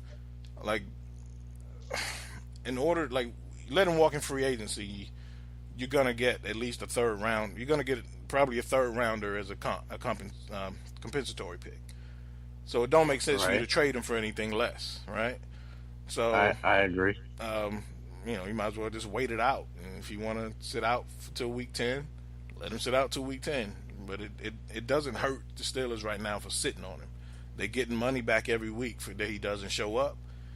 And, he's not there. It's not like you planning on him to show up. So, from his perspective, though, what are you gaining by still not being there with the team? This is what now. So I feel like you made your point. Don't you guys have him on the franchise tag and he won't sign it? Isn't that the Correct. Yeah. okay? So yeah, like at this point, like is it just and then he can just I don't understand why he doesn't just sign his 10-year, come on in and then try to negotiate something for next year or no he's a free agent. Like why not come and make that 11 mil and 12 mil or whatever? Well, at the beginning of the season was 14.55 mil. Each game that he misses, he's losing $855,000. So I think after last week is up to 2.5 mil. The only thing I think he's gaining, which doesn't hurt anybody else, is just is his gain. I guess in his mind is that he's saving his body for free agency next year. So he's not taking a year's worth of pounding. Which I think is really short-sighted is because it's not like other teams don't see this. You know what I'm saying? It's not like other franchises ain't looking at him like, if you did this to the team that drafted you and offered you, somebody just offered you the highest contract for a running back in the history of the NFL, what would you do to us? And to be losing, if he doesn't come back for another 3 games, he's lost $5 million. I don't think any other team is going to be willing to make that up in more money. You know what I'm saying? So he's only losing. He's not hurting anyone else at this point. Right.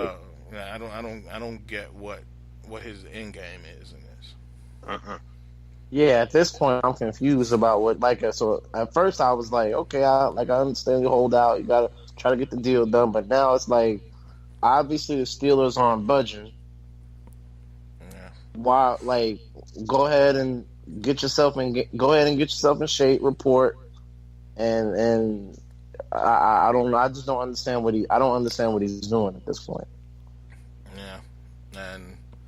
Yeah, and he's wiping out his leverage, and I'm all with him.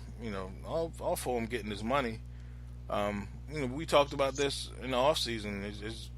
And Al, you mentioned when we talked about Julio Jones, there's ways to do things. And when you start alienating people and you start, making it seem like, whether right or wrong, the NFL is about, the perception is that it's about team over everything, right?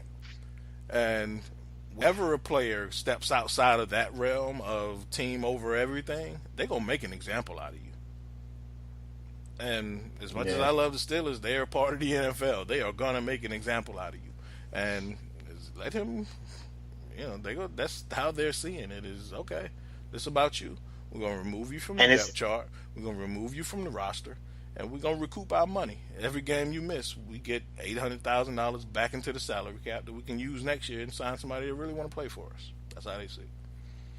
And when you cross that line, it's hard for your teammates. Like, for what I see, it's like it's hard for them to stand with that player. Yeah. And you saw a serious shift in how his fellow Steelers were responding publicly to him when he started missing games, or when it became a possibility he might miss the game, because he hadn't even missed the game yet. It's leading up to the game. He's missing a practice. And you see players throwing shots like, oh, word? Like, it was okay for a minute, but you ain't coming now? Yeah. Especially after he told them I'll be back at this date. And that's like, wow. Yeah, and then he didn't show up. And then when you look at the players that spoke up, it was offensive linemen. So that speaks volumes to me. One, because, they the ones who make it happen for him. But then, two, offensive line... You look at any football team, the offensive line is the one unit who plays as a unit, right? And their mindset is the group over me. And we'll do whatever it takes for this group to be better. And so that's the mindset of an offensive lineman. So they looking at you like, really, dude? Like, you make 7 times more than I do, and you really miss games for this? So offensive linemen, that's their mentality. So yeah, those are gonna be the dudes who feel some kind of way about their running back not showing up. Yeah, and then I think it makes it. I think it's harder when now I mean, I hope he's working out and doing other things, but the media is also in play now. So every time I see him, he at a party or he on the jet ski or like it's like he like not even thinking about football. Yeah. So and he putting out trash albums. That album is garbage. Like you could at least be dope. You know what I'm saying? And his replacement is balling. Yeah. You know what I mean? I mean, it's not like he's not Le'Veon Bell. Yeah, of course. But he's competent. Yeah. You know what I mean? So it's like if I'm the Steelers, I'm like, we can go running back by committee, and if that's how we got to get through this, if that's how you gonna act, and keep it moving. I hate to say it, but they look like they might be looking to move on. I mean, not looking to move on, but just thinking what is Plan B. Yeah, like. Yeah. And when you look at James Conner in comparison to where Le'Veon Bell was at in year 2, he is pretty comparable. So I don't think like you can look at any of those games and it's like a glaring omission that Le'Veon Bell is not there. Like, I think it's whack though. I think it's whack how the offensive lineman came out and spoke and comparing their salary to his salary. I thought that was mad whack, but I do like James Conner, Jay. I do like James, and I think they're ready to move on. I think they can move on at this point, but I like Bell too. But I mean, that's all I want to say about it. I like how contradictory that is, though. Because Pooh, you just gave money to Tangent about like, man, I'm all for the team. I'm all for the love and the sweat and the blood and the tears. But yet, no, dude, we talking about his. That's his money, though. I mean, I'm not giving up myself. But this is your own business as well, though. So he's trying to make sure they're. But you can't act. You acting like they asking him to play for free. They just offered that man $55 million, 33 guaranteed. They ain't asking him to play for free. Well, he got a deal on the table right now for $14.5 million. Like, you making it seem like they asking him to come and play for nothing. No, they're not. Yeah. Dudes play on that franchise and then they work out their deal. Like, I don't know. There's no working out the deal until the end of the year. But that's he wouldn't be in this position if he'd accepted the highest paid, like the highest offer ever for a running back. So I thought Gurley deal is bigger than that. But they offered Le'Veon that before Gurley got his deal. Oh, okay. So Gurley's was a moot point because it didn't exist at that point. And then for Le'Veon to come out and say he want to get paid as a receiver too, okay, fine. Show me a receiver who gets paid high-end money who averages 7.4 yards a catch. So we're going to pay you like the worst receiver in the league if that's what you want to say you want to get paid as. Like, you can't play both sides of the fence like that. You know what I'm saying? If you're Le'Veon. And so in order for him to say, I want to be here and it ain't about the money, but I got to secure my future. You also have to acknowledge that they offered you what you're worth. Like, if you wanted to get paid like a quarterback, you should have been a quarterback. That's just how it works. I can't walk in my boss's office tomorrow and be like, yo, I want to get paid like the CEO. No, nigga, you're not a CEO. I gotta believe that. I mean, I just don't know. I just feel like it's. I don't care who you are. It's tough letting the leave 14 mil on the table. Like, I just feel like he gotta come back.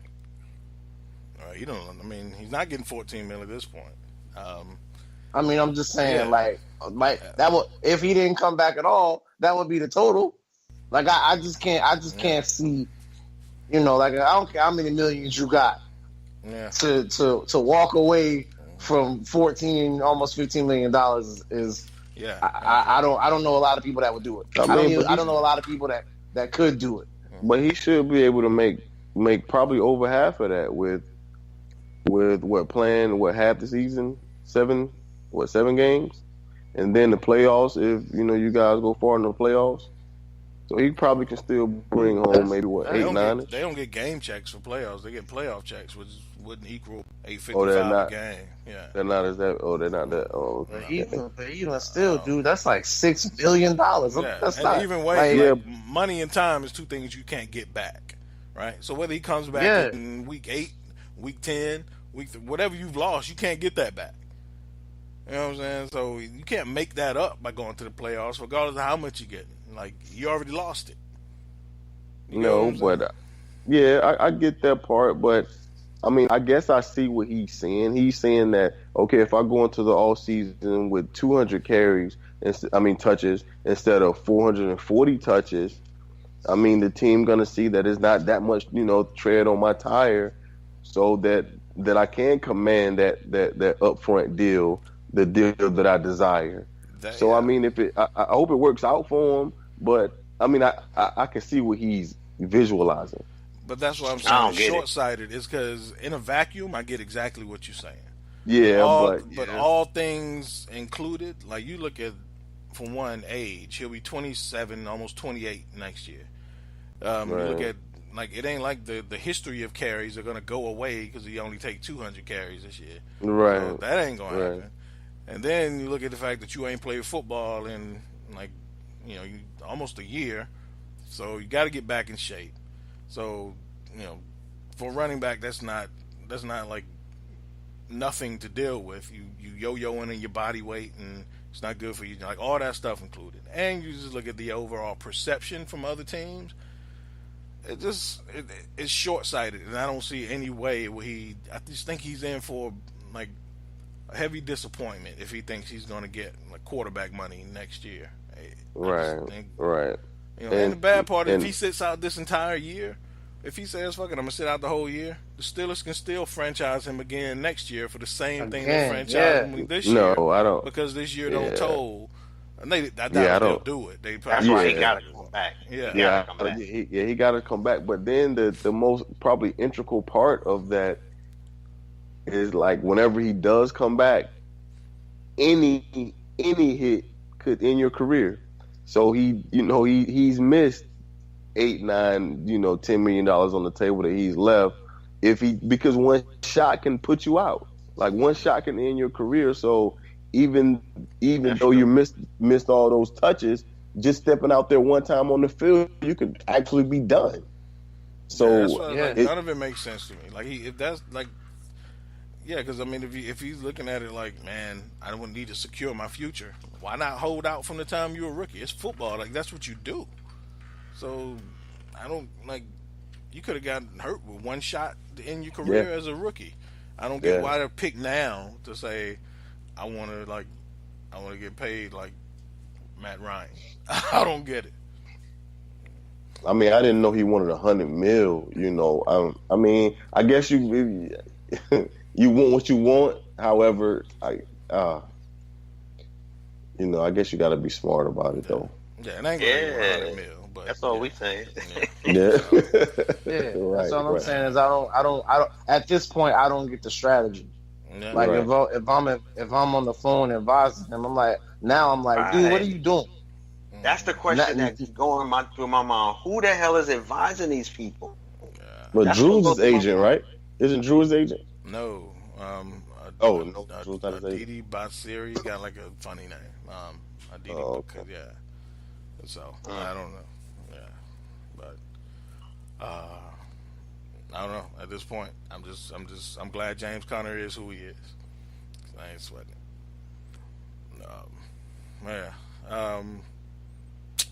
Moving on. Yosh. Yo. Tiger Woods is back, sir. He's not. Damn, man, yo. So let's not start the foolishness. Oh man, Tiger's not a major player anymore. He never will be. You saying?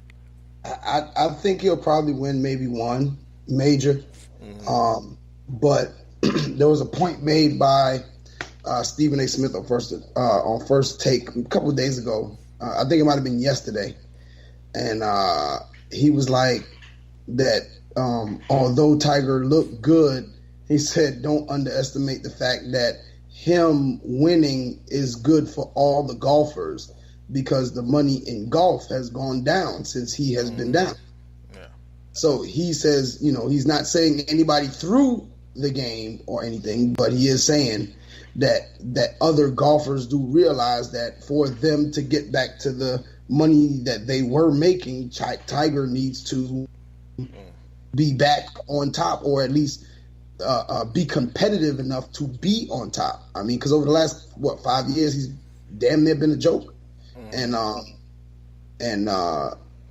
so he won one, and I mean, I don't know, it wasn't a major, so it wasn't nothing to really go dancing about, because if you're talking about Tiger, you don't rate him, or you don't what's the word, criticize him or give him props for non-majors. You rate him by the majors that he's won. Sure. So if it's not a major, you go, okay, well, I mean, that's nice. Shoot, if I beat Crestwood, I'm supposed to beat Crestwood. Like Sorry, Crestwood. That's what I'm supposed to do. If I lose to Crestwood, now that's a problem. But I'm supposed to beat Crestwood. But if I win a state championship or a lower state, that's a whole different ball game. Mm-hmm. So in the perspective of it, it's good to see him have won. But like Money said, I mean, even you, let's pump the brakes a little bit. Let me see a little bit of a body of work first before I can say, yo, he's back. 2000 Tiger was a tear. You know what I'm saying? So I seen that. So let me, he's the person that got me interested in golf. I didn't even know, I didn't even want to watch it. Mm-hmm. But, he was so polarizing and winning everything that you had to watch it. And then to watch it go down, golf is not, the Golf Channel ain't doing the numbers it used to. Now Tiger's winning, not that he's winning, that he won. Mm-hmm. You know what I'm saying? I mean, I just don't, I can't say, yo, he's back. I can say see him win. I'm glad he's back to being 100%, as he said, as he put it. Probably this. It's a long time. It's been a long time between winning. If you said, yo, it was weird to see people pull out their phones and take a picture rather than clap when I won. Oh, wow. It's been a minute since you've won. If that's cell phones, taking pictures and social media wasn't even what it is now when you was winning. So, I just think people need to, be easy on it a little bit. And, let him ease back into this thing. Let him win a major, and then we'll talk about him being back. All right. So, Gerald, you think Tiger's a bit of a victim of his own success? The heights that he soared to at previous points in his career, at this point, he has to do so much to live up to those expectations at this point. It's weird that Yosh used my point to kind of back what his stance on this is, because with this one, I actually completely disagree. For Tiger, he already has a body of work. Mm-hmm. He already so for me, and I'm not saying. Let me preface this by saying I'm not sure if he's back or not. I am willing to watch and see, but I will say this for Tiger, for golf to be, because golf is an individual sport. It's not there's nothing to scheme against, or you're basically out there playing a score. So for golf to be such an individual, mentally driven sport, and for Tiger to be, who we know him to be, Tiger on the tail, mentally tough, it's been a long, long time since he's seen himself win. And I think in golf, that's actually more important than the overall body of work. I think Tiger finally seeing himself, even though it's not a major, seeing himself win this tournament is I think lifts so many pressures and weights and expectations off his shoulders, like now finally the monkey's off your back, and now you can concentrate on what everyone is kind of chirping about, which is winning majors. He's already, this win puts him on the Ryder Cup team, which was kind of really his goal. So now he gets to do that. And so yes, everyone knows when Tiger's playing well, it uplifts the whole sport. Golf was so down the tubes, it wasn't even funny. So for Tiger to win, of course, it does uplift the whole sport. It uplifts everyone on the PGA Tour. But I think for Tiger individually, I think this win is super important for him. I think it's important for his legacy. And if he's going to have a comeback story, this could be the first step in that. Although I will say, Tiger's been competitive. He hasn't been winning, but if you've been watching his scores the last couple of months, he's been competitive. I don't know. I'm rooting for him, and I'm hoping that this is the kind of that step, that big major step in his comeback, to where we're like every weekend, like, damn, y'all see Tiger again, type deal. And I was watching the show, and so would you guys classify this as back? Because I was watching the show, and they said that at the beginning of the year or a year and a half ago, he was ranked 667th in the world. Now he's legitimate in the top 10, and he's favored to win the Masters. What would y'all equate that as? Would you see that as being back, or on the verge of being, on the cusp of being back, or on the cusp? On the cusp. On the cusp. I think everybody for Tiger, like relatively speaking, I think it's on the cusp. Not back of being who he was, because that's unprecedented. He is, like you say, I mean, that's just the victim of his own success. No way he can be that again. But isn't that what back why mean? not? Like, isn't that what back mean? But Isn't that's what almost means? like being Michael at, dude, that's back at that.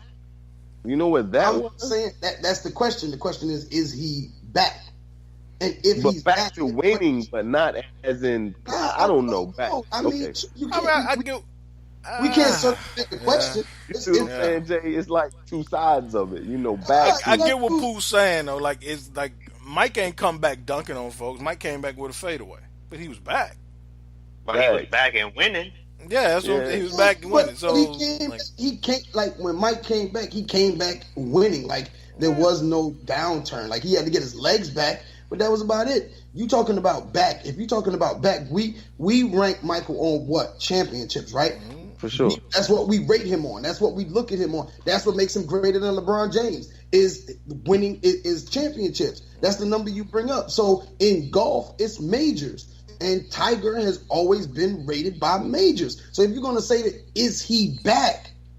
Nah, it wasn't a major. He wins the Masters? Yeah. Okay, I give you that. He's back. Okay. Then he's back. But until then, like you said, I mean, shoot, we just had a discussion about, reacting too quickly to what we see in the moment, reacting in the moment. You know what I'm saying?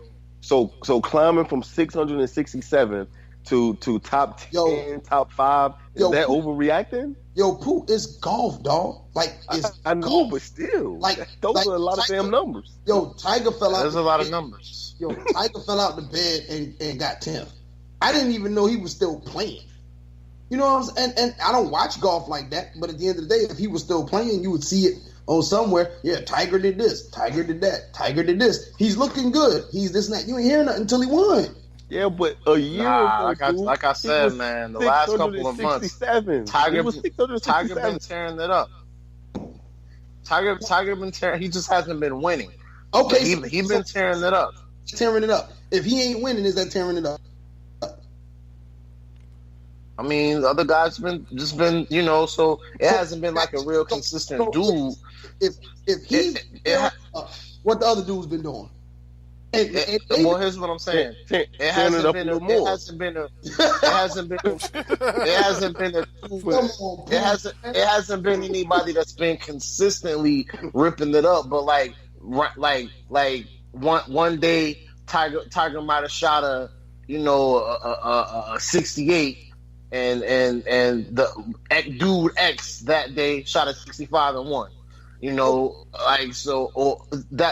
he's been there. He's been on the leaderboards. He's been ripping up the scores. Just do X, Y, or Z for that day. Just so happened to outshoot him that day. But he's been there. I mean, he a couple weeks ago they basically had like a tee off, or a guy was like one stroke behind the guy for the tee off, and everybody was like, "Damn, it's Tiger." Is that Tiger effect back? But the dude ended up getting the birdie. Doing up so he's been in this trajectory of getting better and increasing the rankings and finishing in the top 10. And so I'm like, once again, I'm not saying he's back, but I am willing to say I'm willing to watch it if this is his comeback. All I'm saying is my point, and that's my point. Right. If this is a road to his comeback, then that's one thing. But it can't be that this is his comeback. Yeah. Because he's not back. He on the way back. Right. But do y'all get what I'm saying? So if he's climbed 667 spots to now he's in the top 5, what do you see that as if that's not progress? Okay. Progress. Yeah, I see what you're saying though, because that's crazy. Like y'all looking good right now, but y'all back to championships? No. I ain't. So no. Same thing apart. But he won a ship though. It's not a major, but he won. That's like winning a regular season game, dog. It don't matter. At the end of the day, to him, that doesn't matter. Like to him, that doesn't matter. So let's say Tiger's healthy. Let's say he's healthy moving forward. He's 5 majors away from the record. Jack Nicklaus? Yep. Tiger's at what, 14? Nicklaus is at 19. Okay. I think it's 19. Let me double check. No, at 18. He looks healthy. So Nicklaus is at 18. Tiger's at 14. So if he's healthy, let's say the back's good, knees are good, right? Y'all think he breaks the record? Like skill-wise, does he still get there? I do. I think he gets there. I think, like I said, golf is so mental. So when I say back, Tiger needed this win for himself to take the edge off and to prepare himself to win his next major.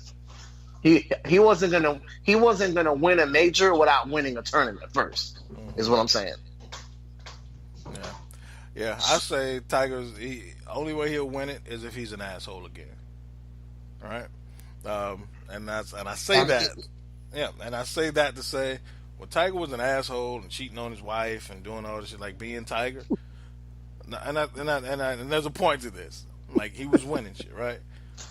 Other like great athletes and most dudes who are great at one thing cannot be great at another thing, right? At another, right. So to be that great at one thing takes like extreme focus, and you tend to let everything else kind of take care of itself, whether it's falling apart or not, or your marriage, your kid. Like Michael Jordan was great at one thing, horrible father, shitty husband. Like he didn't give a shit about none of that stuff. It was taking care of itself. Mike was focused on winning. There's very few people who can be great at multiple things, like at that level great, right? And so I say that, that's what I say about Tiger. If he can be an asshole again and not care about the other shit in his life, I'm not saying it's right, he'll win another 4 or 5 majors because he'll be that focused on it. And Tiger was that kind of dude who was that great at one thing, who let everything else fall apart and didn't pay attention to it because he was so focused on that one thing. That's why I say if he's an asshole again, he'll win it. I can agree. It's a great T-shirt with that. Yeah, right. Yeah. Be an asshole. But I'm going on the record. Just do it. I'm going on the record to say Tiger will do it. I hope so. Yeah, me too. Yeah. All right. Y'all ready for some trivia? Y'all ain't got to lie to me. If you ain't really ready for my trivia, just tell me you ain't ready for mine. All right. What Keon? Jesus can't save you now, Gerald.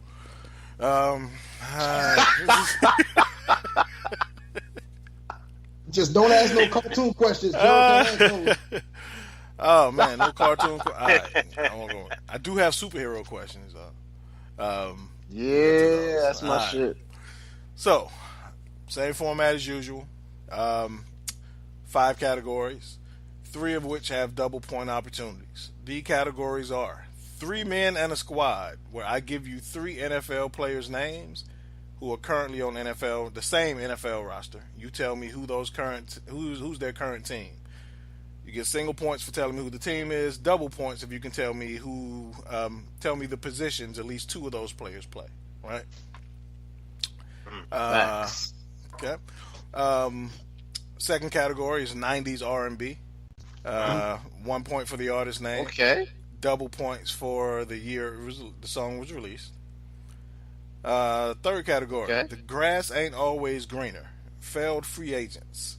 1 point for the players' names. Double points for either the old or the new team, whichever I asked for.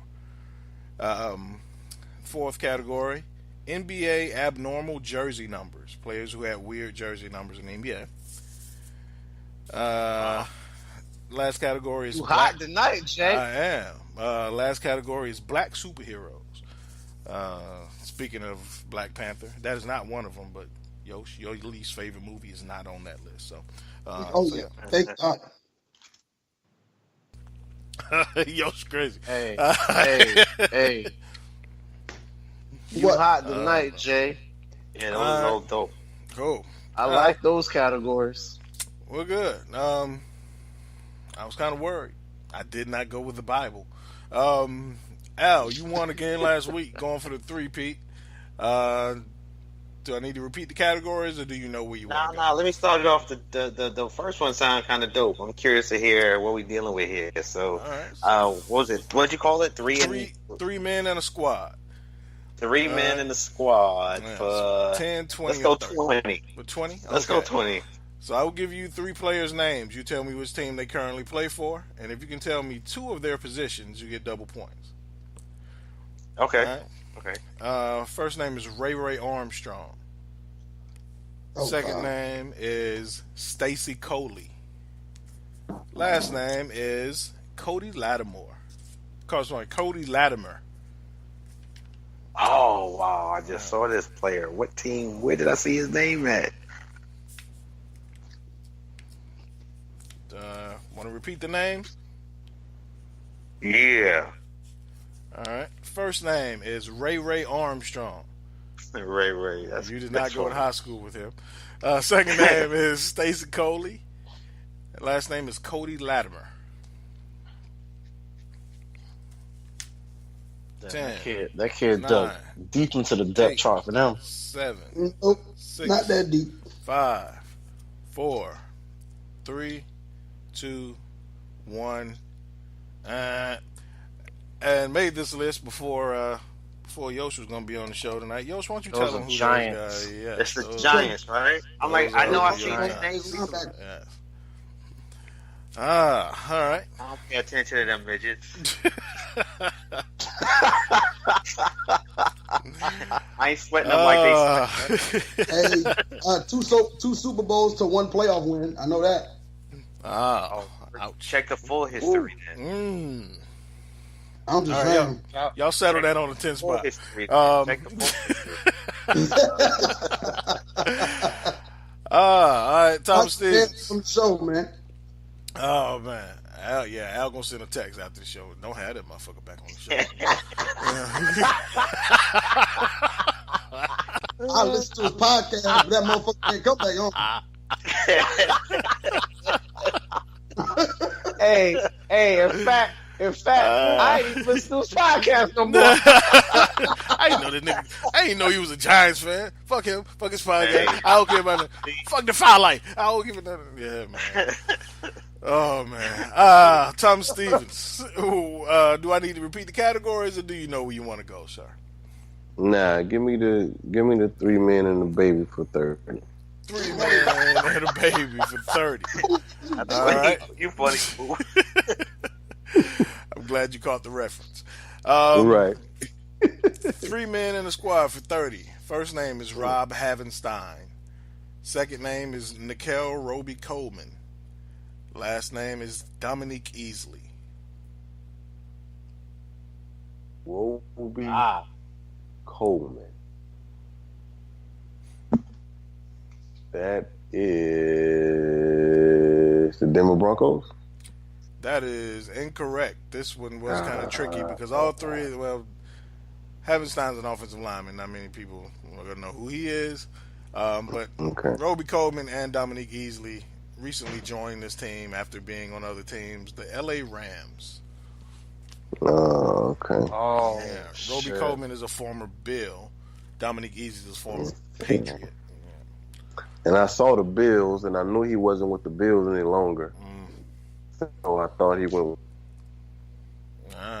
Roby. Yeah, okay. All right. Gerald Hedrick. Where we going? Yo. Give me R&B for 20. 90s R&B for 20. All right. If you give me the artist or group name, single points. Double points for the year the song was released. All right. This group released 2 versions of the smash I Wanna Sex You Up that made it onto the legendary New Jack City soundtrack.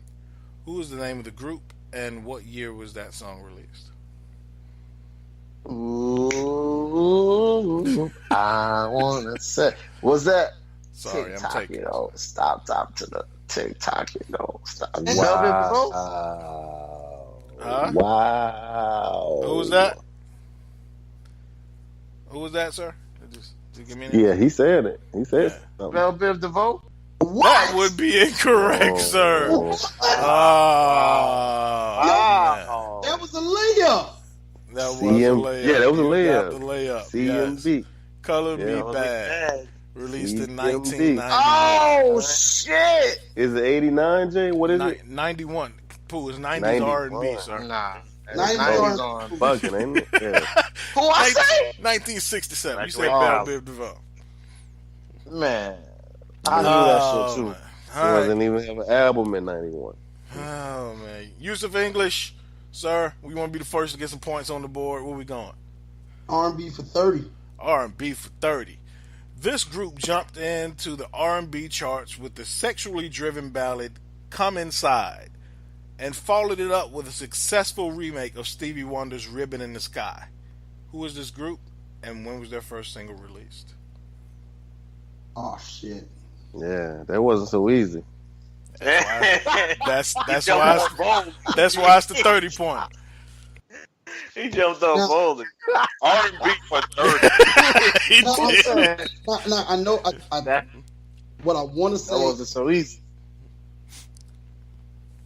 I'm probably 10, I'm 9, probably Yeah, what? 8, 7, 6, 5, 4, 3, 2. I'm gonna go with, and I could be wrong, but I think it's As Yet.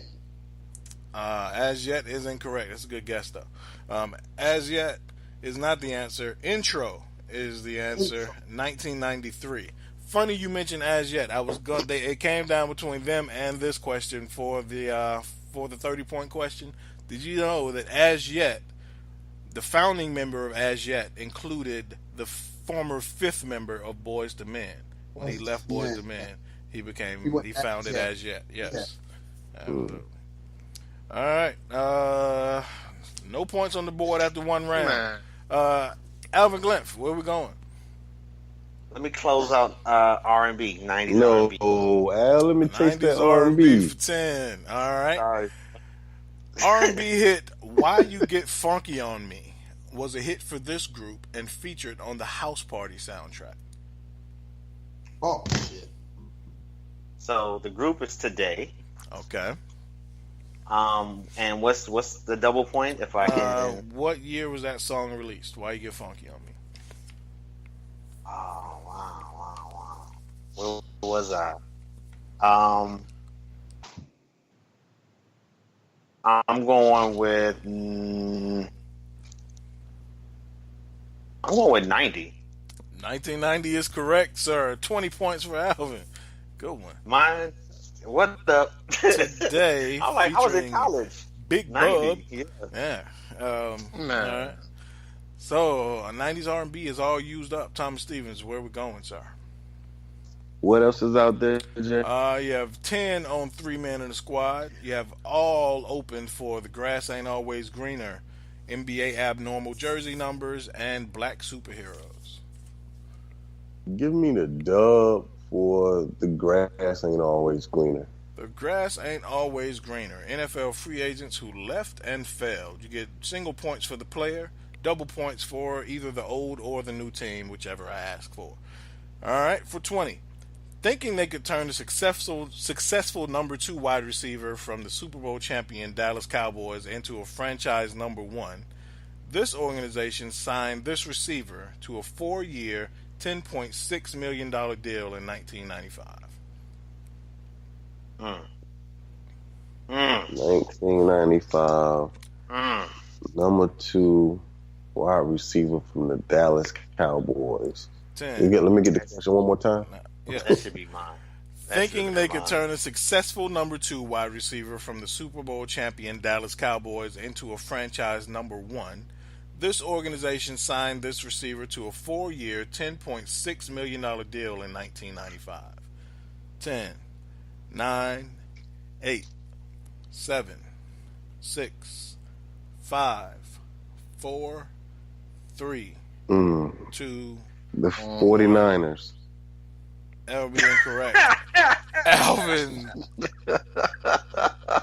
tell him what he wants. Jump out the gym, Alvin Harper. Signed by the Tampa Bay Buccaneers. Alvin Harper, yeah. Totally forgot about that kid. Yeah, I flopped too if I had to go to wear them orange sickle uniforms back then. But yeah. All right. Gerald Hedrick, where we going, sir? R&B's closed, right? R&B is closed. Give me. Let's close out 3 Men and a Baby. 3 Men and a Baby Squad. All right. For 10 is what you have left. First name is Gerald Casey. Second name is Dane Cruikshank. Third name is Harold Landry. Who do these 3 players play for, sir?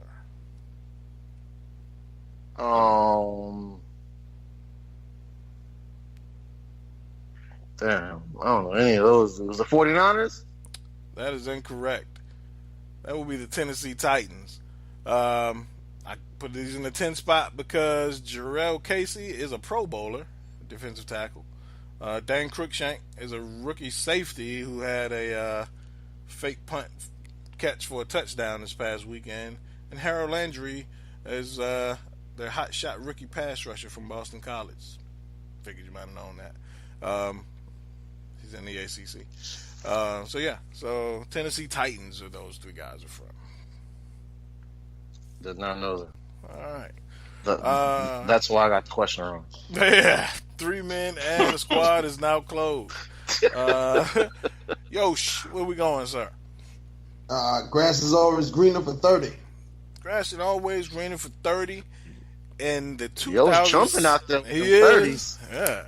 In the 2007 off. Take them off forward. You got to get a chance to come back. No. Oh yeah, take the big ones off. Damn right. All right, for 30, in the 2007 offseason, this team signed this young offensive guard from the Washington Redskins to a whopping 7-year, $49 million deal with $18 million guaranteed, making him then the 3rd largest contract for the position in league history. Who is that player and which team signed him? Oh, shit. I'm sure they said the same thing after they signed that deal. Yeah, it's on the tip of my tongue. 10. Shit. Ain't no need for a count. Fuck, I ain't got. That would be the Buffalo Bills signed Derek Dockery, offensive guard from the Washington Redskins. Damn. It was on the tip of my goddamn. I could not get that shit out. Anyway, 3 years. All right, Al. After heading into the fourth round, Alvin's up 20. Everybody else is at 0. I thought this would be pretty easy, y'all. How you pick 5 great categories and still make your fucking questions? How is it? I don't think these are impossible. You had a layup, man. Let's go, Al. Let's go, Al. I'm rooting for you, Al. All right. Appreciate your money. Grass is greener for 10. I'll take that. All right. Considered by many as the poster child for bad free agent signings, this quarterback was signed by the Detroit Lions to a 3-year, $11 million deal in 1993. So I can get double for this? Yes, you get the name and you get the team he came from for double.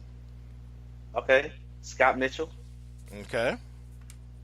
Miami Dolphins. Miami Dolphins. See, that ain't hard. 20 more for Al, y'all. I don't know. You can call Scott Mitchell a bust, though? Huh? You can call Scott Mitchell a bust, though? When he played in Detroit. When he was in Detroit. He wasn't that bad in Detroit now.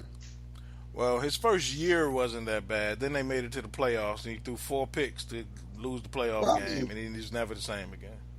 Yeah, well, after that, yeah. But he wasn't that bad to start off. Yeah, he threw he threw. I mean, he had Barry Sanders and Herman Moore. All them boys. Yeah. But so, like that first year, I think he threw for 3,700 yards. But then that playoff game, what was it? The Bills fell off. Yeah. Thomas, where we going? We have open. We have 2 categories open. You have all of NBA abnormal jersey numbers and all of black superheroes. Give me the NBA abnormal jersey numbers for the dub. All right. NBA abnormal jersey numbers 420. Most known for his iconic number 23. The great Michael Jordan wore number 45 during his comeback year in 1995.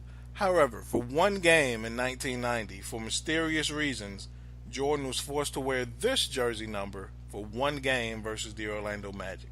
What jersey number was that, sir? Oh my God, was that 22 or 12? Are you really a Michael Jordan fan? Exactly. Who don't know it? I thought, shit, who knew everything? I want to say it's 12. 12 is correct, sir. Dang. And what else? How can I double those up? No double in this category. All the double categories are done.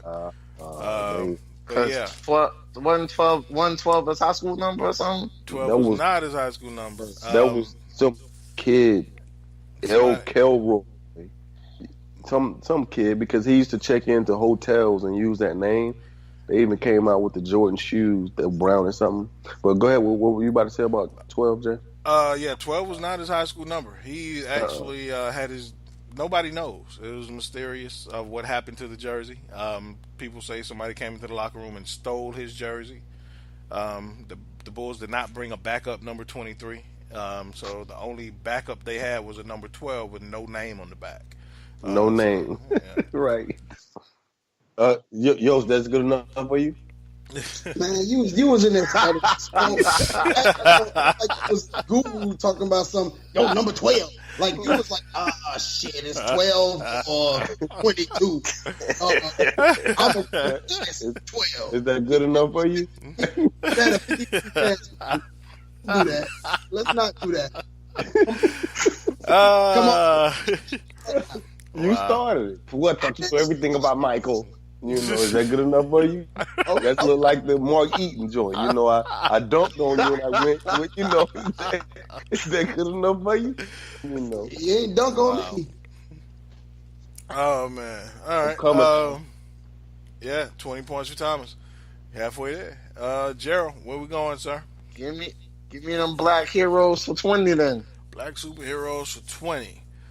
One of the feature characters in Netflix's Luke Cage series. She is a martial artist, detective, and one of the leaders of the Heroes for Hire. Her bionic arm possesses superhuman strength, allowing her to battle even the toughest of foes. Who is this black superhero?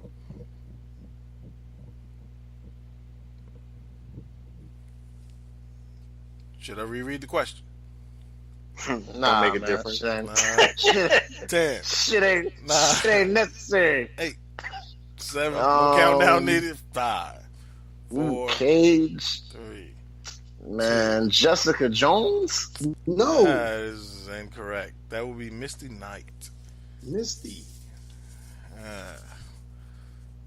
Money, you missing a lot of layups tonight, man. Can't be mad at me. That ain't no fucking layup. That's at least a floater from the middle of the paint. True. Man, it's Netflix, dog. All right, Yosh, I where we don't going? watch Netflix. You knew Jessica Jones. True. Mm-hmm. Due to my recent misfortune. I'm sorry. I know this question ain't gonna go my way, but just to take the question off the board, I will take black superheroes for 30. Oh, okay. Black superheroes. You ain't got no for points. 30. Don't worry about my points. You Hey, I'm gonna beat Ah. you. Hey, I'm gonna beat you. you gonna beat me by not having me on the show no more. But go ahead. Give me my Black 30 points. superheroes for 30. This superhero is a mutant from the 22nd century who traveled back into the past, becoming a member of the X-Men and later the X-Force. He has the power to channel kinetic energy, releasing it generally through powerful beams from his hands. Who is this black superhero? Man.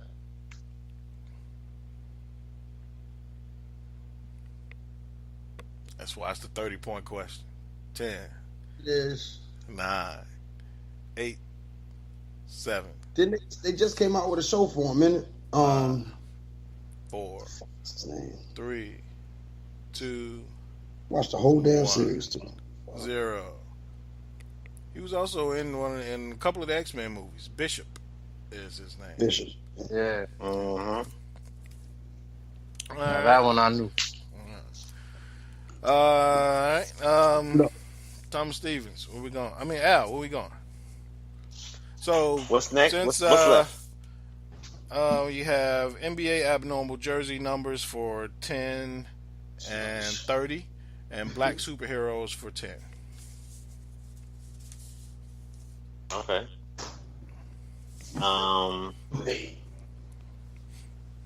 I'll say NBA for. I thought you was gonna come. Let me try Alright. 30. NBA for 30. All right. NBA abnormal jersey numbers for 30. Al, you keep landing on the layups. Nicknamed the Chief. This center donned the number 00 with the Boston Celtics dynasty in the 1980s. Who is Good night, my night. Good night, my night. That's the 31 though. The That's the Jordan 10. said That's the 31. 31. That's the 10. That's the 10. Oh, that's the 10. I thought he had the 30. Oh, okay. I did ask for 30. Oh, you But did. that's okay. Okay. I'll Yeah, take that's the for 10. I'll take 30. the 10 since you. I did ask for 30. Because Okay. if he took the 30, it was no way I could beat him. Oh. You know, so that's why I thought he took Robbed the me of 10. a strategy, but that's okay. Right. That's okay. Right. I'm Look sorry. out for you boys. I appreciate it, Jay. All right. So give me Robert Parrish, and I'll take Alright. my 10 points to keep it moving. All right. Pooh. Give me the 30, man. The Give me 30 the on jerseys. that one. All right. Be careful what you ask for. All right. I had no choice. The only way I know, could win. I'm messing with you. Dennis Rodman could make this list twice. Most famous for wearing his number 91 during his time with the Chicago Bulls. Rodman chose this number during his later years with the Los Angeles Lakers. What number did he wear with the Lakers? What number did he wear with the Lakers?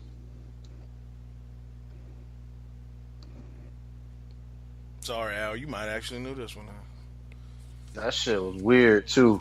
You know it, Al? Nah. I'm gonna say 67. Well, 73. Yeah. Remember? Yeah, I do. He had 73 and Artest had like 99 or some stupid shit. 90. Yeah. It's crazy. All right. Gerald. It's on me. It's on you. You only I got get to close. Yeah. Well, and I'm I gonna get have to close this out. I'm gonna have to make up a question for Yosh because we didn't account for you being here, and there's like one less question. So, Gerald, you get black superheroes for 10. Ready? Yeah, I'm ready. A member of the X-Men. This female superhero with the ability to control the weather was played by Halle Berry in the X-Men movie franchise. Shit, you gotta be talking about Storm. That would be Storm. Gerald is on the board. Yeah. Pressure.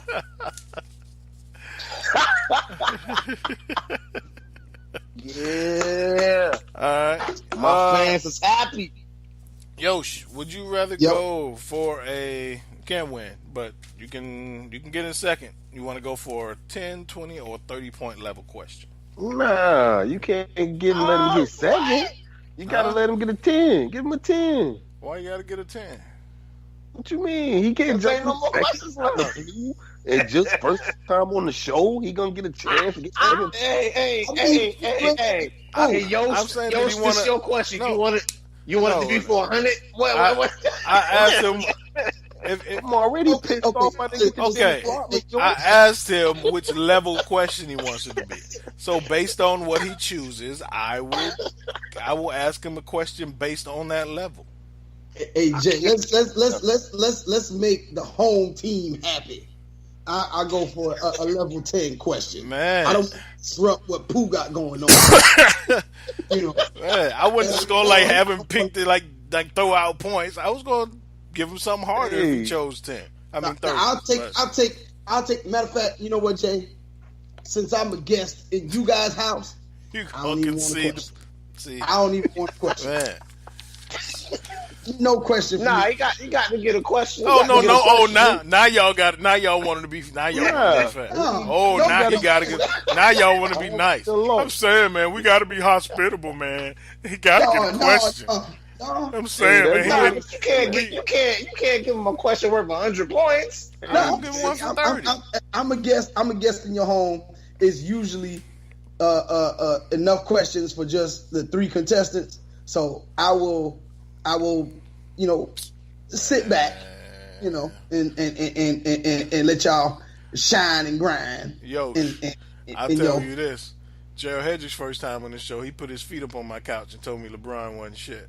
So I'm giving you a 30-point question, sir. Nah. Hey. Yes, sir. Which category you want to go in? Fuck it, R&B. R&B. Oh no, man! I already done lost the L. You better get his kid an easy R&B question. I'm saying, man, y'all act like y'all ain't missed all the night R&B. You killing me, dude? I didn't even get an R&B question. I didn't even get an R&B. Y'all killing me. Y'all funny as shit, yo. I didn't even get an R&B question. What? Y'all killing me, yo. Oh man! Give my question to Pooh since he ain't had no. Nah. Give him an R&B question. Okay, how about this then? Give him the 90-point R&B question. Pooh, you got so much to say. How about this? I give Pooh the 30-point question. If you get it wrong, Pooh, Yosh get the points. That's fine. That works for you? Hey, but put it like this: if I get the points, I'll beat Al. Oh, not so. Wait. See, that's how we doing it now. No. This between you and Yosh. If If you But get if I these can't points, beat Al, I'm good. If I can't beat Al, then go however you gonna go. You know, because it's not about beating Yosh, it's about beating the Al because he's winning right now. You know what I'm saying? I'm not winning right Okay, now. then- I won. Right. okay, so you winning don't, right you don't now. want to be a part of the solution. You just want to complain. So let me So, ask I Yosh just this wanna beat question. Al. Ask him the question. I want to I'm beat trying Al, 'cause to. Al- You the one. Okay, let me know when you done, You and can't I will ask beat Yosh me. this fucking question. You have lost. Yeah. Exactly. Exactly. That's what I'm saying. If I can't beat you, nah, I'm not. I don't want to question. Well, why are you complaining then? Y'all Do your crazy, thing, man. Do I your love thing, y'all man. boys. Get Yost the Dr. Seuss joint. And I mean, go ahead and get Yost the question, man. I mean, Pooh, you done lost like the last 4 weeks, isn't it? Nah, I done lost the last 2 weeks, dude. I won the Hey, man, I've been listening to the show now. You done lost the last 3-4 weeks now. dude. I only lost the last 2 weeks. I won before that. Oh, you show. What's this? The 79th? What's this? The 78th? 76. 76, right? 76. 76. Just track 3 from that and go look that one up, man. I won that one. But I'm get gonna Yosh's go back now. question, man. It ain't you, Yosh. You know it ain't Jay. Al, this the third time this cat don't beat me, man. I'm upset about this. Go ahead, though. Hey, trivia's real. Oh, Hey, yo, man. trivia's real. All right. Yosh, you ready, man? Yeah, man. All right, so I will ask you the question. Single points, you give me the group name. That gets you 30. For 60 points, you can actually beat Al. Or Oh, man. for double points. Oh, hell no. Cha-ching. This is the rules of the question. All right? Hell no. So now, how come y'all got... All right. How come y'all got... Jay. So Yosh can't get his double point question. Nah, Jay. Just don't ask the question. Just No, leave. I want this, Yosh. You don't understand how much I want to ask this question. You don't get how much I need to ask this question. And I need you to actually get it right. For the record, I am filing an official protest with the competition committee for trivia. Right. Okay. Right. So I need to review officially the host of this week. Not only has he tricked us with good category titles, but hard ass questions. Yo, Money, you Then I'm missed gonna- 3 layups. How is that my fault? Money, you And call that's color what- me. Hold. Anybody, He's conspiring any, with no, our- anybody, Give him no- anybody that calls color me bad, Bell Bid DeVoe ain't got a right to say shit. I'll take that. And I knew the Right. group. I just said the wrong name. That's Fuck what it. I'm saying. I take that. Like, how is that my fault? But that ain't no excuse for all the rest of them hard ass shit. I We gave ain't have you- a chance with the NFL players. Let's You go. did. Well, ask you some questions. I gave you a Pro Bowl defensive tackle. You couldn't get that right. You didn't even know who he played for. Man. Who went to the University of Southern California? Ain't like he was from McNeese Boy, you- State or no shit. Like, I don't Boy, know you what else got y'all us want in me an to do. uproar. I don't even know what else you want me to do. Pooh didn't know who Alvin Harper was. You got us in an uproar tonight. I'm saying, y'all come at me at the end of the game and y'all don't even know, like, y'all, man, come on, man. Now go ahead, ask the question. I'll But if kill it's him. Ask this question. Ask this question. if it's real easy, if it's something like In Vogue or Boys Sing or something like that, yo, I'm following the protest. That's all. It's 30 points. It's supposed to be hard. Temptations. Oh, man. You need to know who produced Cannot Stand the Rain or something like that. You need to do something real hard. Real hard now. Go ahead. All right. Can't be no Jodeci and shit. It's not. Oh, man. All right. This R&B group named Man, here we go. for the zip code in their hometown. Oh, Released. Man, Damn. Man, come on, man. I already know the answer. What's the answer, man? Huh? This What's R&B that? group. Go ahead. This R&B I already group know the named I for know the. Ask the question. I'm trying to, man. This R&B group named for the zip code of their hometown had their biggest hit to date, titled "Where My Girls At." Who was the group? Man. And what year was it released? Do I need to wait on it? Do I need to hold up, man? Man, answer the question, man. Hey, 7, 6, 5. It's 702. All right. Man. It was right before I came to Allen, so 99. Hey, man. I don't know what to tell y'all. Yosh just won. Bam! That's the type of shit I'm talking about. What? That shit was super easy. Hold up, man. 70210. Huh? A zip code. 702. A zip code. Area code.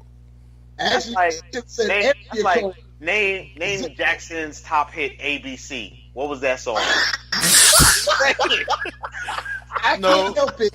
If all I do is come on here and win, I can't help it. Oh, and he got that smoke with him. Okay. I can't help it. Name the title of this show. C-O-N-SPIRACY. C-O-N-SPIRACY. Yo. I really like. Okay, I'm gonna be honest with y'all. I went through these trivia questions today. Like, all right, man, that's easy. That's easy. There's no way they gonna like. There's no way somebody gonna miss all these fucking questions, right?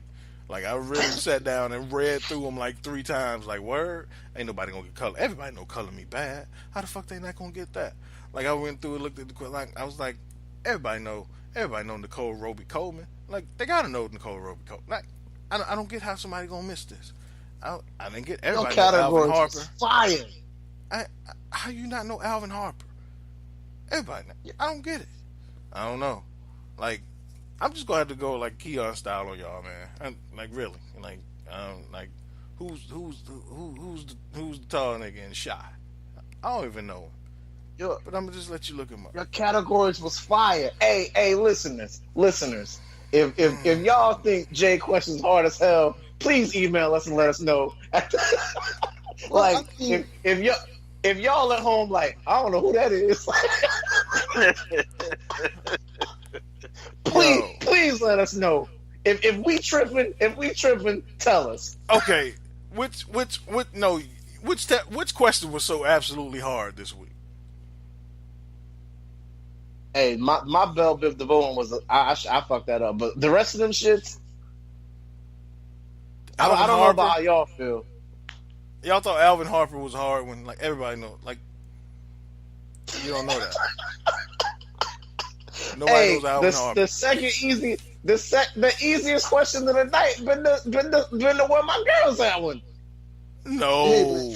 Hey man, I got the year right. Don't judge me. And you got the year right. Nah, and that's facts though. That been the second easiest. No way.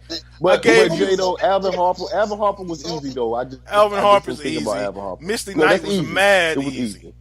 Who? Misty Knight mad easy. Like, I gave you. I don't even know who Misty Knight is. That's your fault. Like, that's Netflix #1 series, Luke Cage. Dude, I don't own Netflix. That's not my fault. And I just don't watch Misty Knight's on like 2 other shows. And I don't watch either one of them. So okay, well, that's not but my that's fault. still easy. Exactly. Like, so don't say it's easy. I'm supposed to know the shit. I mean, It's easy though. That's mad easy. That's easy. It's easy to Netflix watchers. Who I don't even know who Misty Knight is. A black superhero. That's the whole point of trivia. How is it easy? That's With what a I'm bionic arm who got her joint cut off, trying to save some other people. But you can't say her joint easy shit because I don't know. Okay, well, you a football fan. You don't know who the fuck Rob Havenstein, Nicole Roby Coleman, and Dominique Easy play for. So that means you don't watch football? Do what? That means you don't watch football? Nah, I don't know his new team. I knew he played with the Bills. So you don't watch football this year, is what you're saying? Hey, I ain't seen him out there. You don't watch 2018 football. Just the bad. That's what I'm saying. Man, y'all was whack this week. That was whack. I was robbed. I'm not complaining about the strength of the questions. All I'm saying is, okay. I'm not complaining about. Do y'all want me to make them easy? Or you want me to make them hard? Like, I make them easy, and then you say I ain't got Netflix. And then I make them hard, and you say, man, this shit too hard. And then I make them easy again, and then you say, I need to get Netflix. What the fuck you want from me? I'm not complaining about the strength of the questions. All I'm saying is, Shit, maybe if it is easy if I watch Netflix, I don't fucking watch Netflix. Well, let me, So Jay, don't come to me saying the shit easy because I don't watch Netflix. Shit easy. I don't even know, like I say, I don't even know who Misty is. That shit easy, fool. Can I just say something for a minute, Jay? I know what was easy. Jay, What the hell you want to say, Yosh? you are an immaculate host who Thank puts you, down sir. some great questions. At least somebody appreciate me around this motherfucker. On Hey, point. somebody Yeah, appreciate the me time around here. I sit in my car and listen to the show and say, "Hey, I know that question," and these boys don't. Well, See, Wow. at some point, somebody that got it confused that you're supposed to know all the answers in trivia, and if you don't know them, they too hard. Like, nah, that's the point of trivia. Y'all crazy. I don't know, but I'm glad somebody appreciate me around here. I do. Damn it. I honestly do. I appreciate you. Yosh, you won. What you got for me in your parting shot, sir? Hold up. Is that one with the air quotes? Is that one with the air quotes? Nah, no air quotes. Yeah. No air quotes. That I was, we was doing this audio. I wasn't sure if you So, went air quote one. Pooh, did you know who 702 was? Did you know the answer? Honestly. Yes. Yeah, we all knew that. And did you know? And did you know the year? Honestly. No, I did not know the year. Yeah. I didn't know the year. I knew 702, but I didn't know the year. But I had 20. So- I didn't have to know. So I no, didn't have to know the. So you would have lost, right? You still would have lost because I knew. To who? Because I You knew would the have year. lost. In that he knew the year. You for you Nah. you saying that's the second easiest question of the night. Not if It I wasn't. would've You knew ain't the even know it. Not if that question would have been mine, because he wouldn't have got a chance to answer the shit. Hold on, Pooh. You had a chance for it to be yours. You ain't listen. Exactly. You had a If chance for it to he be wouldn't yours. even had the chance to say the year if the shit would have been my question. But it was yours. You passed up the chance. Man, get out of here. I'm just saying. And you missed Misty Night. Sorry. I don't know who. Still don't And know. you missed Misty Night. I'm Googling her now, yo. I don't even know how you missed her. Yo, She what got a you little got? fat behind. Yo, what you got for me? Your Then party she got a little rump. Just putting things to perspective. I know we just had a great time. I had a wonderful time on the show, but I just want to send my prayers out to all the people that suffered lives lost and everything through Hurricane Florence that ravaged our shores. Actually, here in Hartsville, they evacuated some people. The dam here, they had to let it go before it broke. And so it flooded out some areas of Hartsville. So, the school buses had to roll and evacuate people from homes. And, I'm happy to say there were no casualties here in Hartsville. And we just got back to school not too long ago. And, some of the kids are still not at home. And I just want to send out my prayers to them. And I want to reach out to anybody in the area. If you contact Defy Life and just send them, forward me the email or you can hit us, on the Staley and English Show at gmail.com. We're willing to help any way we can. So just please hit us up, and our prayers from here at Defy Life and the Staley and English Show are definitely with you guys in this time of need. And in all actuality, Myrtle Beach and North Myrtle Beach are not back, and Conway area are not back online yet. So, prayers go out to them as well. There's still a lot of flooding and stuff out there. So I just want to say, I had a homeboy that died a couple years ago, and his saying, last year actually, and his saying was always, things could be better, but they could always be worse. So I'm thankful for what I have, and I'm also praying for those who lost a lot. So that's my little part. Indeed. No doubt. Alvin, Glymph, what you got for me? Echo everything my man just said, and great show to the fellas. It was very enjoyable, and just welcome to the network officially. Good job tonight. My parting shot, I always like to just acknowledge things that I've been around this planet for a minute, but every now and then something happens that I haven't seen before. Today, our president, 45, addressed the United Nations, and they laughed at his ass.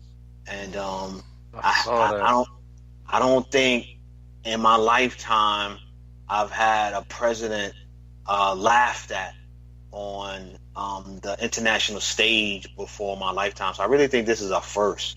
And so shout out to all of those diplomats and leaders in the room who laughed at our president as he said some real funny ass shit that, you know, he's done the best this and the greatest this accomplishments and all of the stuff that they knew was just a bunch of bullshit.